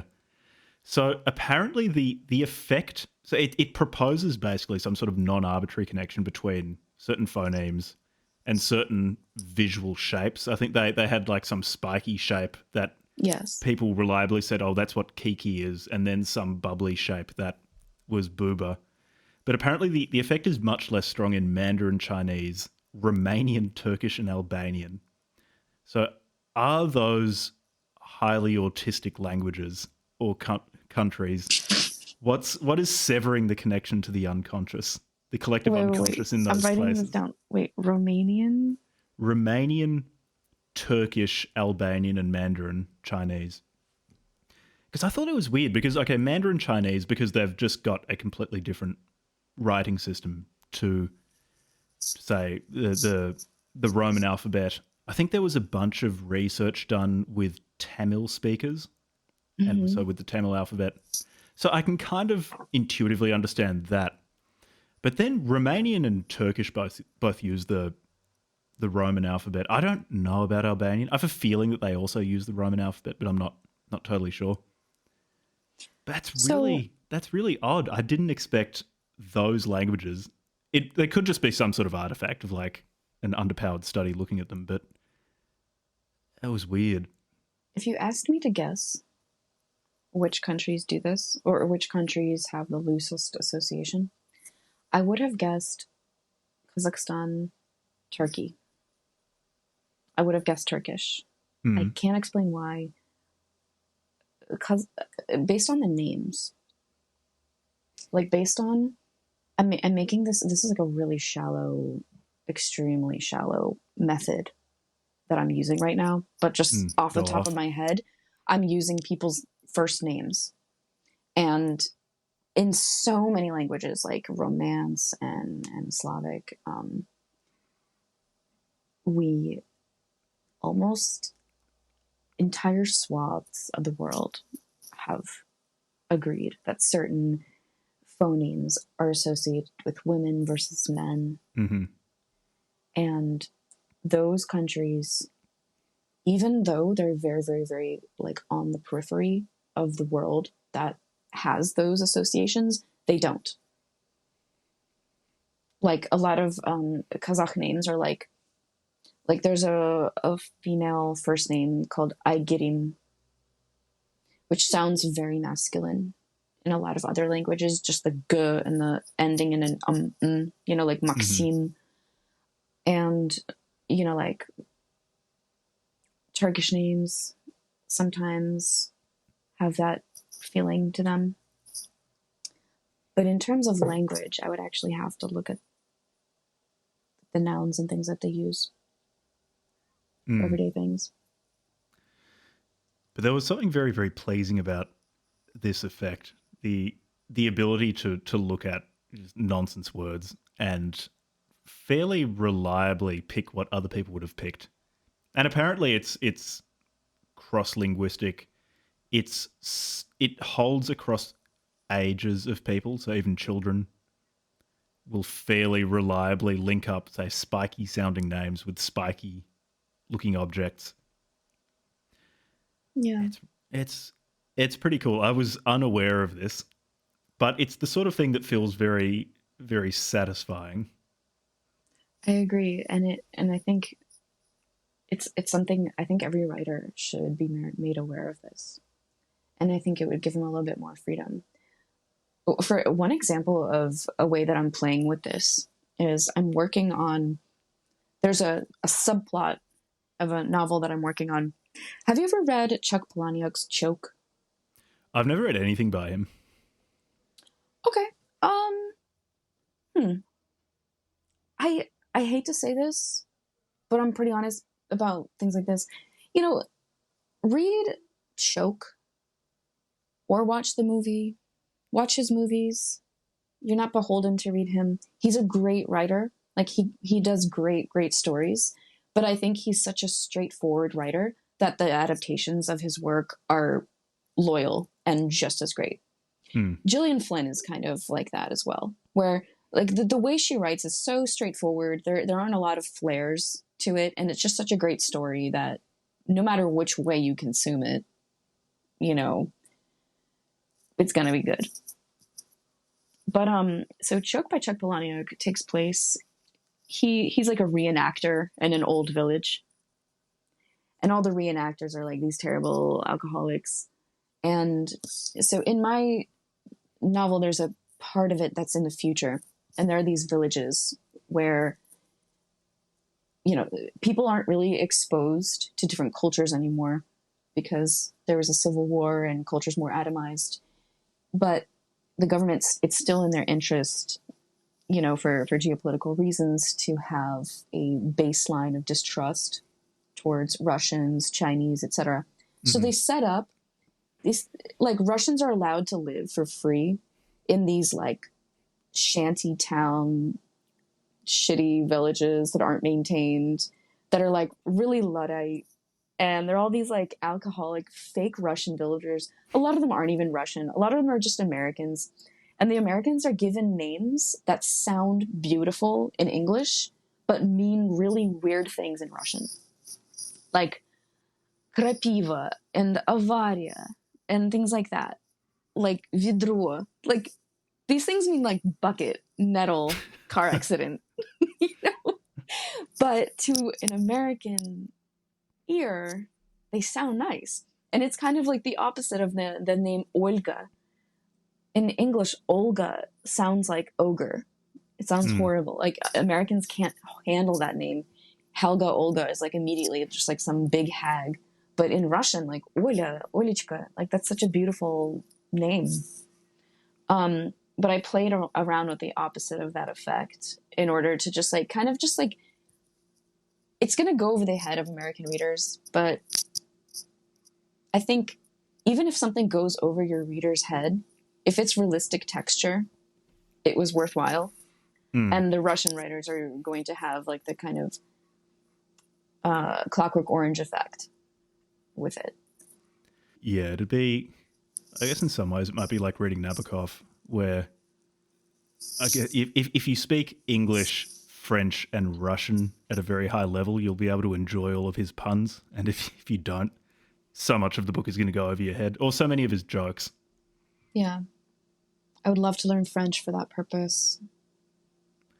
I understood a handful of ones where the Russian word was similar enough to the Czech word that I just got what he was getting at. But I speak zero French. Do you understand or speak any Spanish? It's pretty embarrassing. When I was 18, spent quite a bit of time in Spain, spoke Spanish quite well, and then I just haven't used it for so long that I've just forgotten it. I'm the same way. We were there fairly recently, and I understood a surprising amount of what was going on, but I can't form sentences. In Spain? Yeah. I was just in Spain too. I was in Mallorca, and it was actually fun to see how far I could go with like Russian Spanish. Just what is Russian Spanish? Just like speaking fast in Spanish. If I don't remember a Spanish word, I just put in the Russian one and act like nothing happened. And people just let me do that a lot. So, and also sometimes it is the same word, you know? Yeah, I mean, Spanglish works shockingly well, so you just throw some Russian words in too. Oh my god! Really, yeah, I mean, like when you're really traveling, break most the of the language. Time, yeah. Start declining nouns in Spanish according to Russian models. Right. Just snap the language in half. You know, when like, it's okay.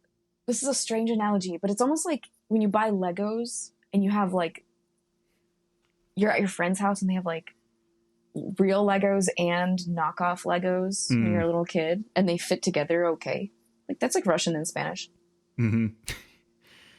Yeah, they're getting like I guess English and Spanish are similar enough that you can probably get away with certain things.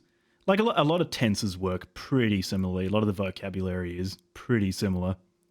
Well, I think Spanish by itself is everyone should learn Spanish. It should be it's pretty mandatory in the United States. It should be even more mandatory in the United States, I think. Just because being bilingual is so important. I mean, Yeah, it completely 100%. changes the way that you think and dream and approach language. You start to you stop taking for granted the rigidity and the finality of what certain things are called and how certain things are described. You know? Yeah, I totally agree with that. It really reveals to you the extent to which the mathematics of a language railroads your thought, and not necessarily it's not to say it's a bad thing, but if you have different structures available to you, different linguistic structures, I think you can just have more interesting thoughts. It also made me appreciate English much more. It's that it's not a given that the relation of words to one another in a sentence is defined by word order or only by word order. So having a heavily inflective language where you can just jumble up the word order and the meaning is subtly changed, but it still works. And having that and those different paths of thought is really, really enriching. It's interesting when I'm around monolingual people, and sometimes they react with a lot of hostility and suspicion and extreme tangible discomfort when they're around someone who is speaking a different language from them and they can't understand. And that really bothers me. I can't be around people like that. I mean, there are a lot of people like that. You know, they just assume that you're discussing them because you switched over to something else. In the second or third story in my collection, Heart of a Dog, Yep. dog fighting one. Yeah. The main character, Wyatt, he studied Russian literature, but his Russian speaking isn't very good. He can understand certain things, but he can't really respond. And every time a Russian person is speaking Russian in front of him and he can't understand it, he visualizes ants crawling out of their mouth. And I wrote that because like there are really people in my life who react like that. And I just know if they spoke at least one other language comfortably, they wouldn't feel like the world is so big right now. Yeah. Look, in their defense, in Australia, when I'll switch over to Czech, it often is because I'm speaking about someone in front of them. I have been caught out once where I commented on someone's dog fairly negatively, and they did reply to me. Did you make a friend? No. I've made plenty of friends. I said their that dog way. was fucking disgusting, and they weren't happy. I've made plenty of friends by talking shit about someone in public who turned out to be Russian, and they turn around and they laugh and they talk shit right back, and then we're like, cool, what's your number? Let's hang out. That's happened to me so many times. My mom has made a ton of friends that way, that exact way. Just like, you know, her best friend, like before she died, I mean, she met her at a yard sale. They were like talking shit, and this woman came up and like was like, what's the gossip? So, you know, it pays off. It pays off. I'll have to do it more. Yeah, it exactly. I mean, I don't know. I forget how many Czech speakers there are in the world, but it's probably like 10.5 million. So the chances are pretty small. Depends where you are. If you're in Germany or Austria, there's a fair chance of someone understanding you. True. Not so much in Australia. I feel like it's also really useful to be able to scold your children in a different language. I cringe. I honestly, I can't imagine scolding my child in a language that everyone in the room can understand and it not being a humiliation ritual. because you don't want people to know that you're scolding them full stop, or because you'd be using particular language that they might not approve of. Scolding is a sign of weakness. Scolding is absolutely a sign of weakness. Every time that I'm being scoldy, every time I'm like insulting someone, like some kind of angry quote tweet, whatever, that is me at my weakest. Like that is, I regret it. I don't stand by that type of behavior. And I think like scolding children, it's so insufferable to be around someone who's like scolding their dog the entire time you're hanging out. I can't be around that. Just like either let your dog go be bad in the backyard or stop like, Bentley, stop humping the pillow. Bentley, stop. Oh my God. I can't. So like the scolding, it's just do it as privately as you possibly can. Or and I think another language. Yeah, and I think we're too comfortable for some people. Your accent's good. Well, thank you. No, I just think that like a lot of discretion and privacy would do our society wonders. And maybe that starts with allowing your in-group to air grievances privately. Like women, I think... Do we need just sex-coded conlangs? So you have the male and the female languages that are kept exclusive. Each family can have their own created language. There's complete linguistic atomization. For that. I would love that. If I had like a dialect, just like, you know those tweets that are like talking about Star Wars and it's like, okay, the women have stopped reading. But no, what I meant to say was I think women used to have a lot of very private spaces and they were misunderstood as spaces to which women were cloistered and excluded. But I think, especially coming from a culture that has deeper roots in the older ways, I don't know, a lot of it is intentional self-segregation and privacy. And I think the internet being so public, being so overexposed, every time I go viral and like the Brazilian people are quote tweeting me, I can just like click and see what they're saying about me. Like that's not supposed to happen. I'm supposed to feel left out by Twitter, you know? I'm supposed to not know what the Turks are saying about me.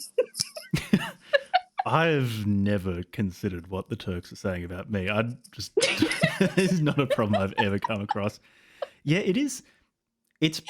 There can be too much connectivity and too much transparency. There is something to be said for cloistered spaces where also there's a high degree of shared context because not everything is said with the intention of being consumed by an audience of 8 billion or however many people are on Earth now. There is something to be said for a context engendered by actually only a very limited group of people being able to engage with something. Definitely. And I think people naturally want that. Like, if you think about like nerd culture, part of the appeal is the subversion. Part of the appeal is feeling like, oh, Tanner on the lacrosse team doesn't do this. But which in reality, Tanner on the lacrosse team has a magic group and plays D&D. But it still feels good to pretend that your interest is so niche. Like there's some kind of rush in that.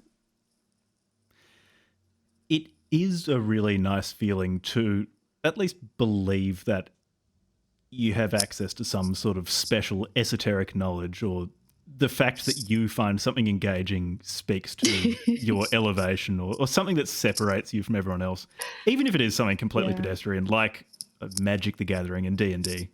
Things that are designed and sold to be enjoyed by people. Like it's not a bug that certain people are interested in them. I definitely want to design magic cards. I think that would be so much fun. I was like looking over my friend's shoulder, looking at magic cards, and I thought, man, I could cook something up. I already thought of one. Okay, the barber.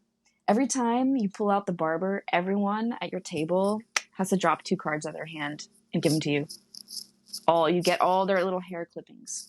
Crazy card. The image would be like some kind of Sweeney Todd situation, you know? Psh, boom.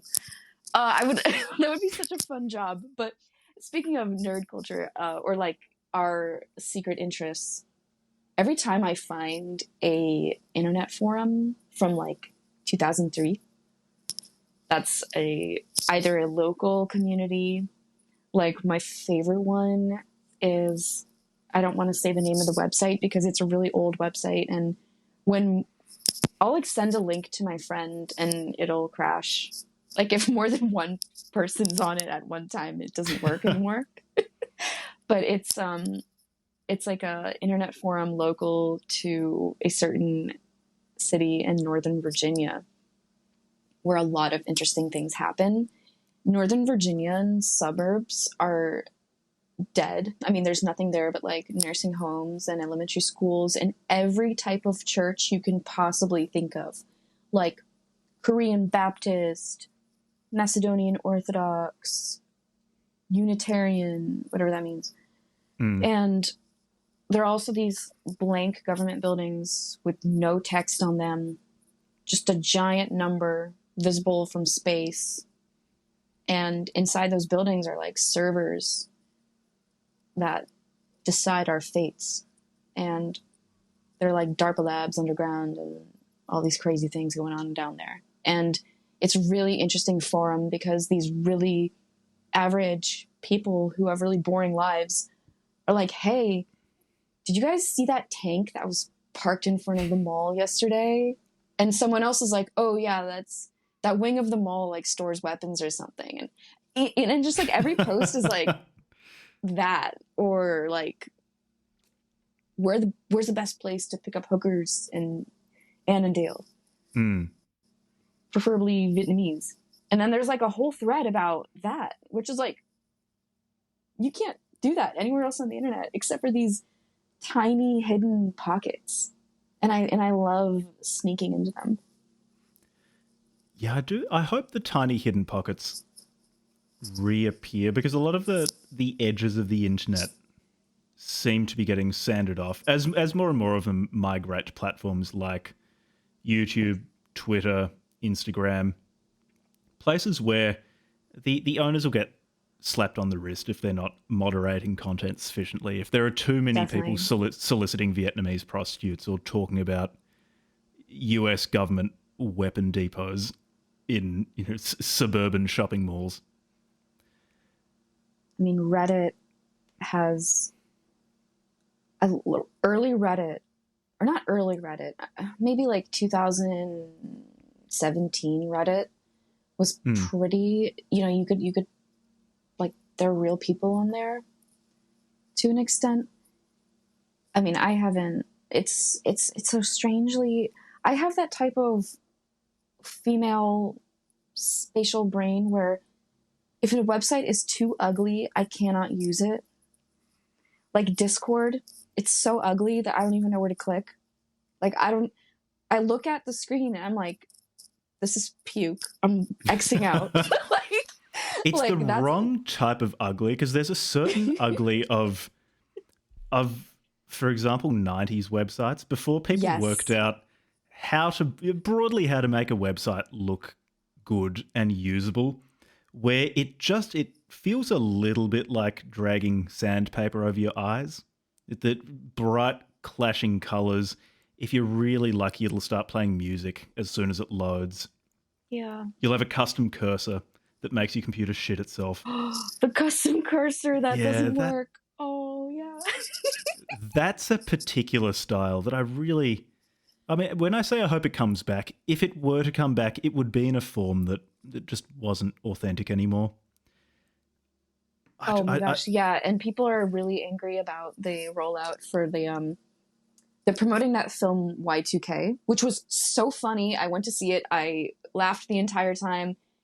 I really needed that. Like, I was having a shitty day and I just went and saw it, and it made me so happy. I love I just love like the freedom, and it's really, Have a look.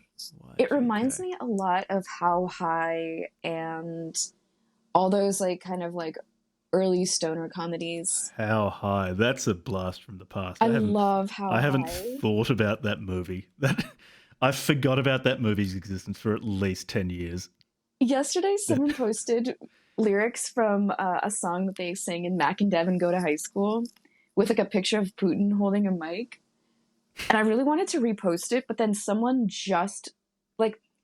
recently was just like, wait, Anna's a fascist. And then they posted like a picture that I posted from like the Chappelle show, like the first episode of the Chappelle show. So I'm like laying low. I'm not retweeting Putin pictures, no matter how funny and cute they are. But like, Mac and Devin Go to High School is fucking Kino. I love that movie. It's Wiz Khalifa and Snoop Dogg. Snoop Dogg is really old. He's like 40, but he's in high school because he can't graduate because he smokes too much weed. And Wiz Khalifa is like a nerd, and they join forces, and Wiz becomes cooler and Snoop becomes smarter. And so like it's so wholesome and cute, and the movie is guided. Like, there's a little joint, like a little, I forget if he's claymation or animated, but he tells you when to take smoke breaks throughout the movie so that it's funnier, which is so, which I love. I almost want to do that with my books. I'm like, hey, go take a shot here so that this passage is easier to read. Yeah. Just lung a big cloud of DMT in this part, and try to hold on to your soul. See, when we're talking about punctuation, that's what I'm talking about. It's chemical punctuation. That's what I'm talking about. I think the whole choose your own adventure, like, I don't know, we need to let writers go crazy. As long as you keep your momentum, you should be able to go wild. But the problem is everyone goes wild and then they write the most boring, insequential bullshit I've ever read. I guess the problem with going wild is if someone is truly going wild and doing something too individual to anyone but that person, it doesn't make sense. You need to de-individuate writing enough that it becomes comprehensible to other people. And I suspect a lot of going completely wild, coming across as boring or impenetrable, is that whoever's written it hasn't gone through that necessary process of de-individuating it a bit. You know what book I recently read that felt like sitting on an oriental carpet while an extremely insane man with a hunchback pulls me too fast. It's very specific. Down the street. No, if you read this book, you'll know exactly what I'm talking about, because the main character, okay, so it's called Moravagine, and it's written in the 1920s. And it's by Blaise Cendrars, which is a pen name. He's kind of a mysterious guy. And it's written from the perspective of a psychiatrist. And then one day, he looks down the hallway and he sees this little hunchback cripple jacking off into a fishbowl. And he falls in love with him, like not in a sexual way, but he's like, I must be his friend. And he's drawn to him. And then they go on these adventures all around the world. So the little cripple turns out to be a really rich man who murdered his wife. And the psychiatrist breaks him out of prison.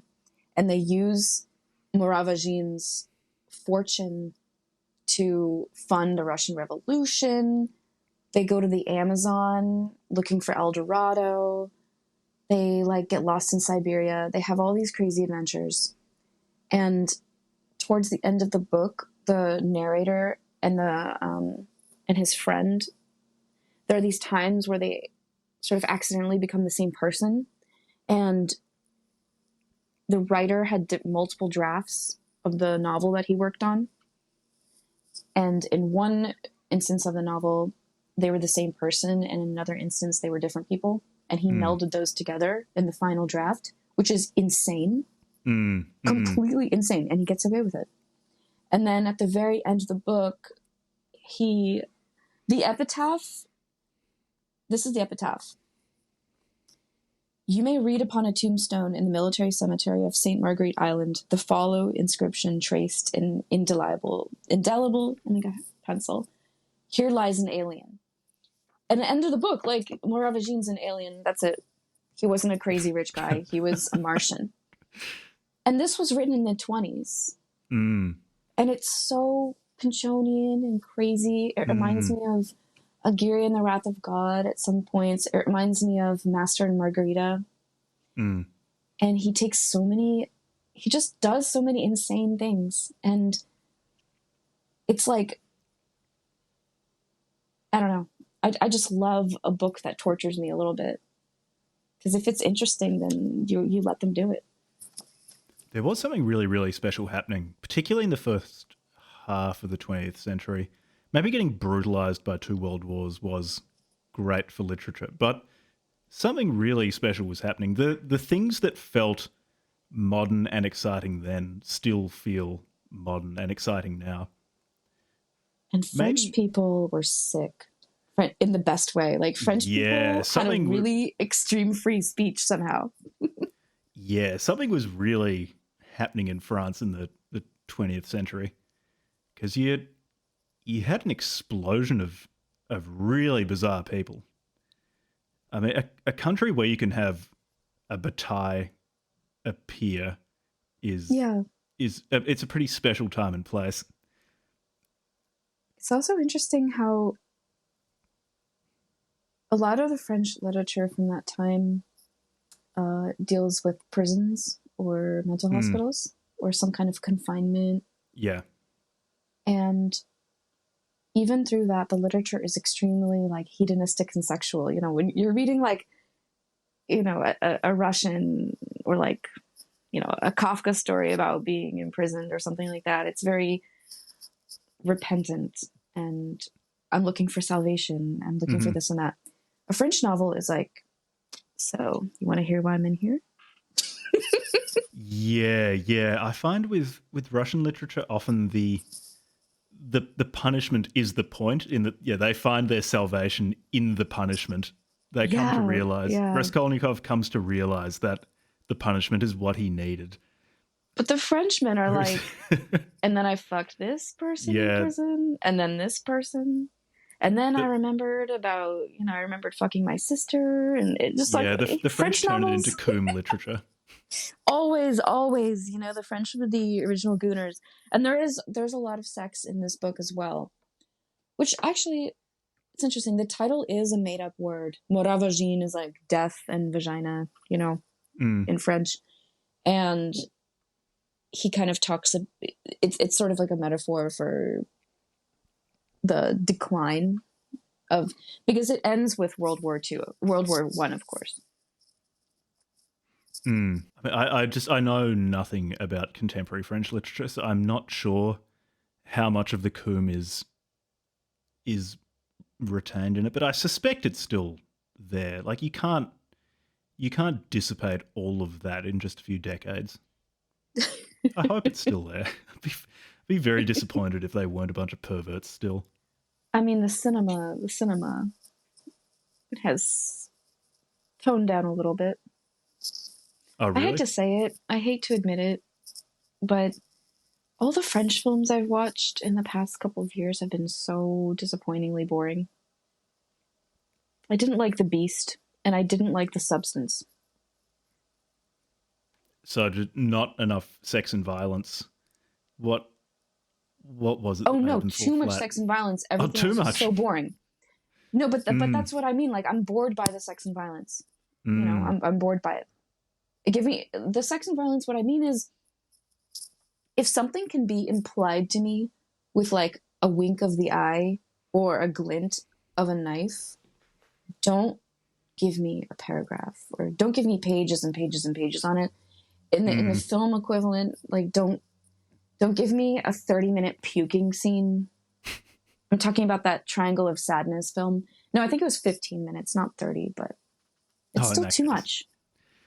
Too much puking. Overexposure of those sorts of things can make something more sexual or more disgusting or more violent, but also much less erotic. It elicits boredom. Yeah, exactly. Yeah. It's the anti-erotic where I'm looking at my watch. Like, I'm sorry, but I'm looking at my watch. You know, it's the equivalent of someone lighting matches in your face. Yeah, someone like threatening just to doing bring nothing cigarettes for me. on you. Just the writers. No, I don't know. And it's funny because, like, obviously there's a fine line between just like the plain old prudeness and all the shock jock shit. And it's hard to find a balance. Yeah. Who today is doing interesting things? So it can be in terms of writing, because this show focuses on writing, but it can also be film or whatever.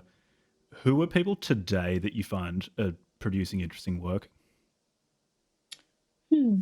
That's an interesting question, because I recently have felt a wormhole to the late 1800s and early 1900s. Like, me personally, I've been really drawn to that era right now.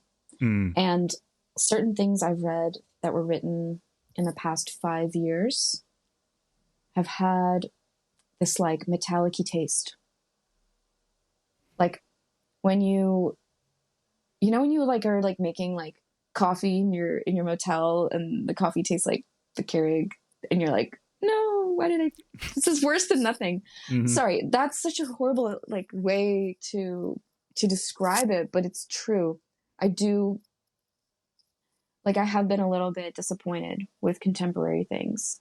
But in terms of I'm really excited about like what Sean Baker's doing. I loved Honora.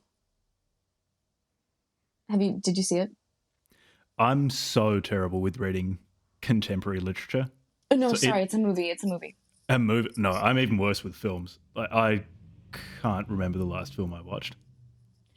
So, Sean Baker, he's really good at, kind of like we were talking about earlier, where he's really good at like weaseling himself into microcultures.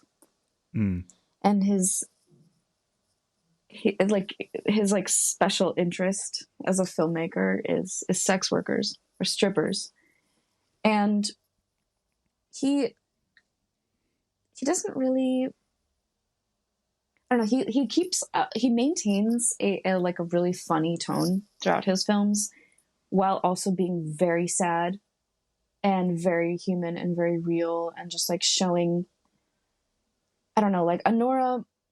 My favorite scene from the entire film was like in the beginning, just seeing her ride through the metro with her makeup taken off. It's a movie about a Brooklyn stripper who's third generation Russian, doesn't really speak it at all, but understands it.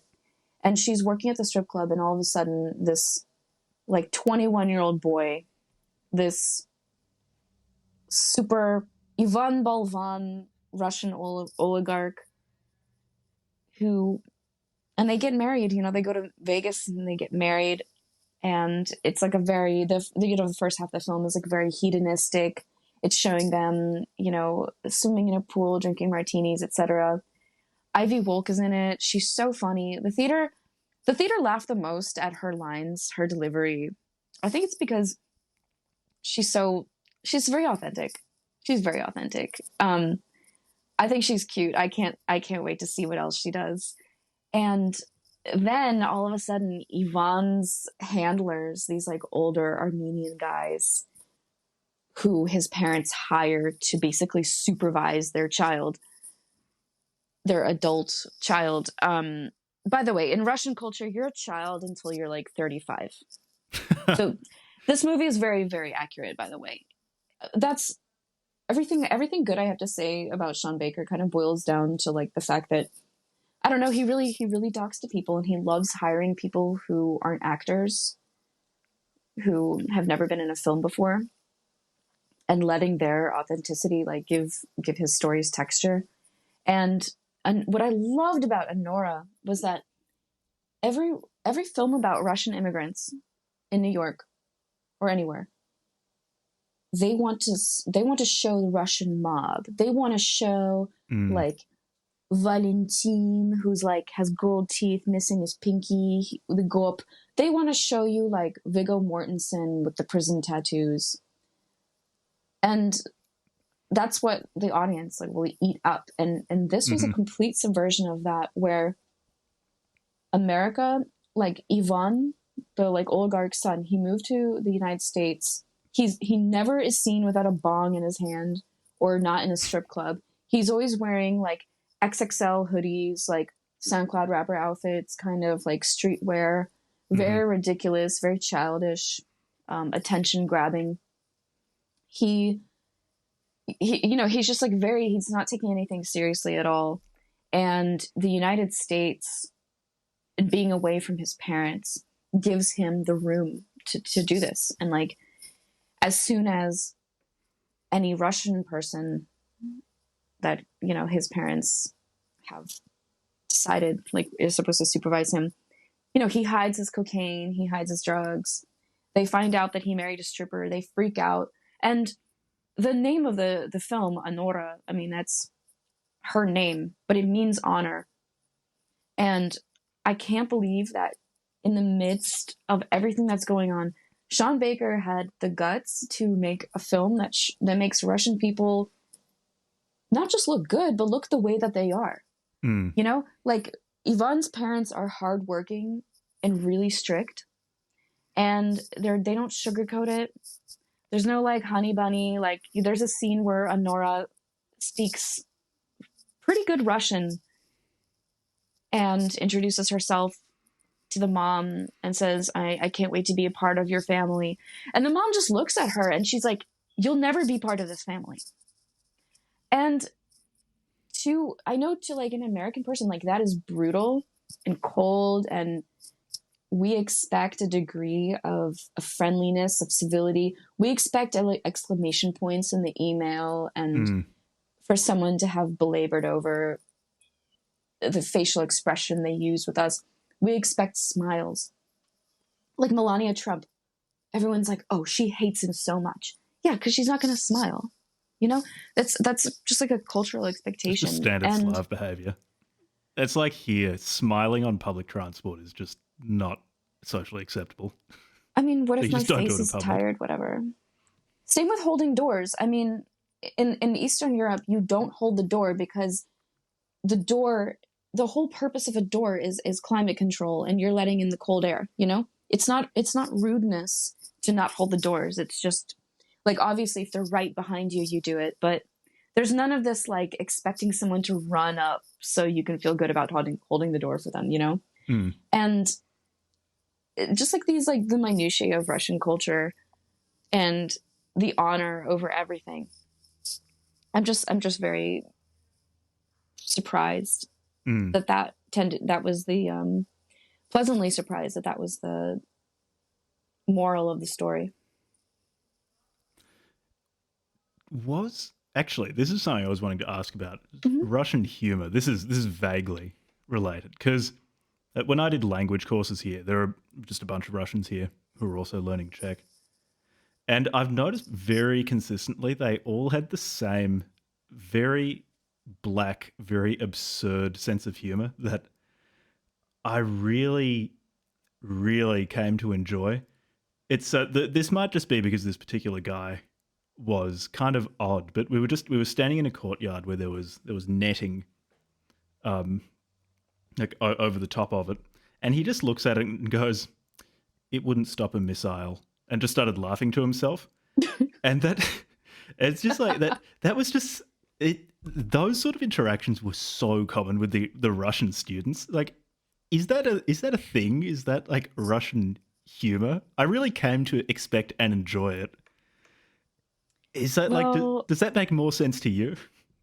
Like, for example, yeah, I don't know, with a lot of Russian people that I'm close to, our entire day unless we're like arguing or gossiping, we're bantering and making jokes. I don't know. I guess for me it's pretty subconscious. The dark humor. But yeah, I've made some pretty fucked up jokes. Oh, it's not just dark, risky. but it's dark plus complete absurdity. Because it's I don't disagree with you that the 2 millimeter thick netting is not going to stop a missile. Like, I'm not disputing this on factual grounds. Okay, yeah, like the idiosyncrasy of why did you put those two things together, but it's still funny. Yeah. Yeah, I know what you mean. Okay, so it's. I'm glad that it is a cultural form. I do wish that were depicted more in Western media because I just find that stuff really funny. There's a lot of that in Czech humor. It too is very, very absurd. But it's, again, like Kafka is fairly characteristically funny here. Mm-hmm. But I do wish we, at least English-speaking audiences, got a better taste of that very, very black absurdity. Yeah. And also the quickness. I think if I were to describe Russian humor in a few words, I would say that it's just like the speed and the lack of explanation. Yeah, the lack of explanation is very important. The lack of explanation is the most important thing. And I recently tweeted something about this and deleted it because I'm embarrassed when I weigh in. I think it's embarrassing to have takes and opinions on things. Just sit back and observe. But explaining a joke kind of reminds me of how people on Twitter or like just online, etc., in any form of media, really, they love to overhandle the dough, talking about dating and sex and the relationships between men and women. And that sort of over processing kills the natural libido. I think, just like there's a lot of mystery and lack of explanation and lack of just things that die when you belabor the point. Yeah, I've managed to avoid, well, I say manage, like I just do avoid most online dating discourse because I just have a very uncomplicated romantic life and I don't feel like I need someone else overanalyzing intersex relations I just don't need to bring that into my life. It is remarkable, though, the amount of engagement those sort of things get. It's true. There are times where I slip up and I'll complain, and then I come back to my phone a couple hours later, and yeah, something, either conscious or unconscious, something rewards that war, and it genuinely poisons the relationships between two people.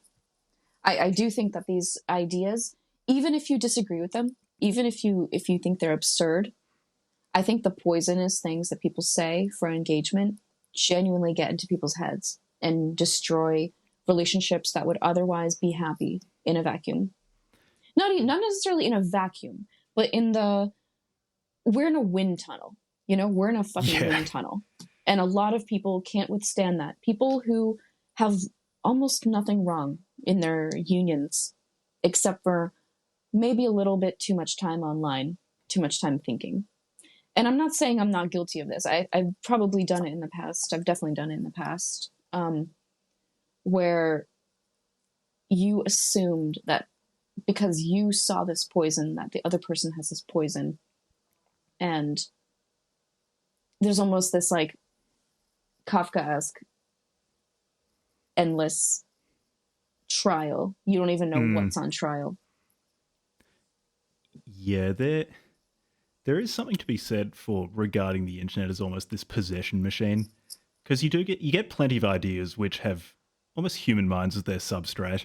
That they just enter your mind and make themselves at home, and you don't really get much of a say in it. And even if you don't think you're letting them in, by even just reading them, you are, and they can find some sort of purchase and do a lot of damage or start reshaping your inner architecture without you being aware of it.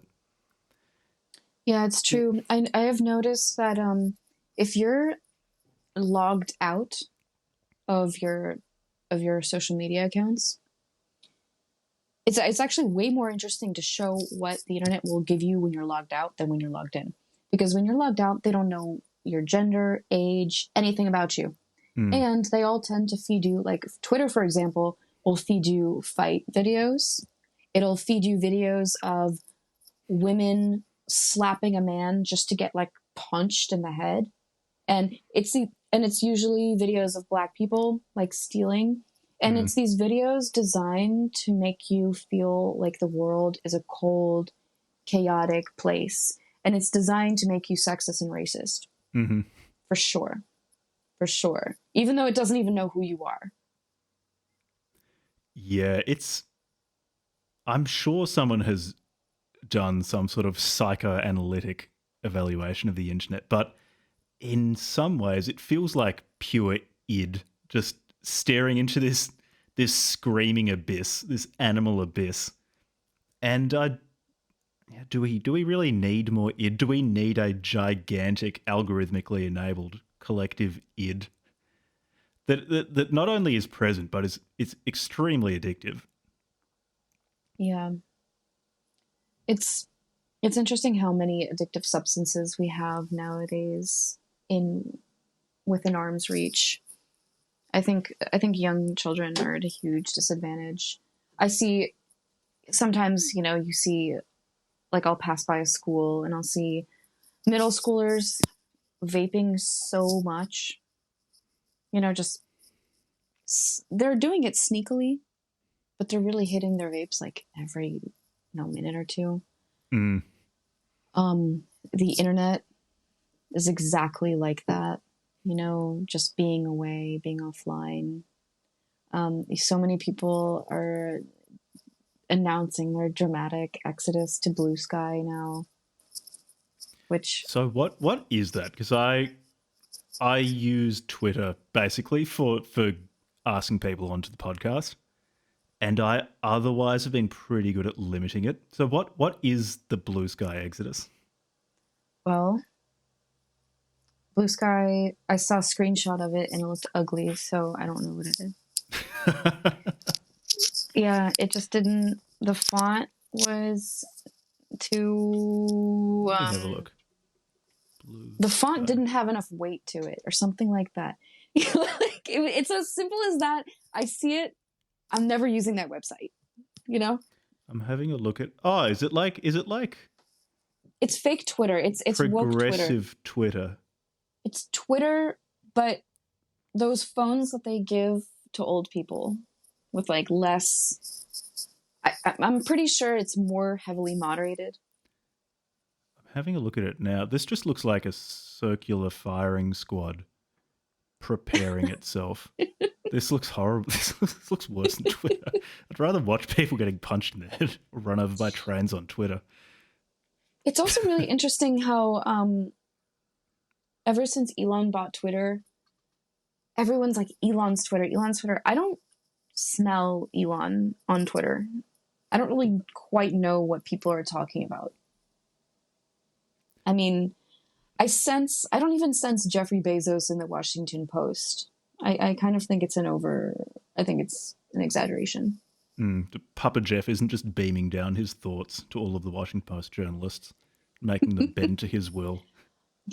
I'm so happy that the Washington Post is crumbling a little bit, because I think not that I want the Washington Post to disappear, but it needed to get kicked in the shins a little bit, because there was some egregious propaganda, especially anti-Russia. It's horrible. Let me give you a really simple example. So there was an article about Russian orphanages, and basically the words they were using to describe the orphanages said one thing, like, these children have no toys, they have no food, they're not allowed to do this and that. And then when you looked at the photo, it's a beautiful, clean orphanage full of books and toys and musical instruments. And there's like a middle-aged woman wearing like a starched apron, taking care of a child who's like properly dressed.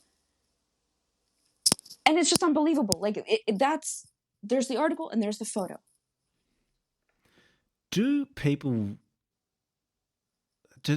really believe at a deep level what's written in those sort of papers, though? Like, it might just be my operating paranoia, but I just kind of assume that most of it is, if probably not fabricated, but heavily biased in some way. So I tend to read all of them with a grain of salt.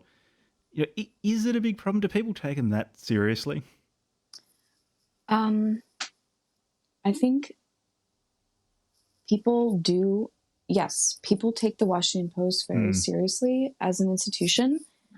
And at the same time, like I said before, there's a subconscious effect as well. That's a fair point. Yeah. Hey, would you mind if it's repeated enough, something becomes real. Oh my gosh. No worries. I apologize so much. That's not a problem at all. It was really great talking to you. Yeah. Thanks for coming on. So for listeners, I'll include links in the show notes to buy Incurable Graphomania, published by Apocalypse Confidential. Anything you want to say before wrapping up?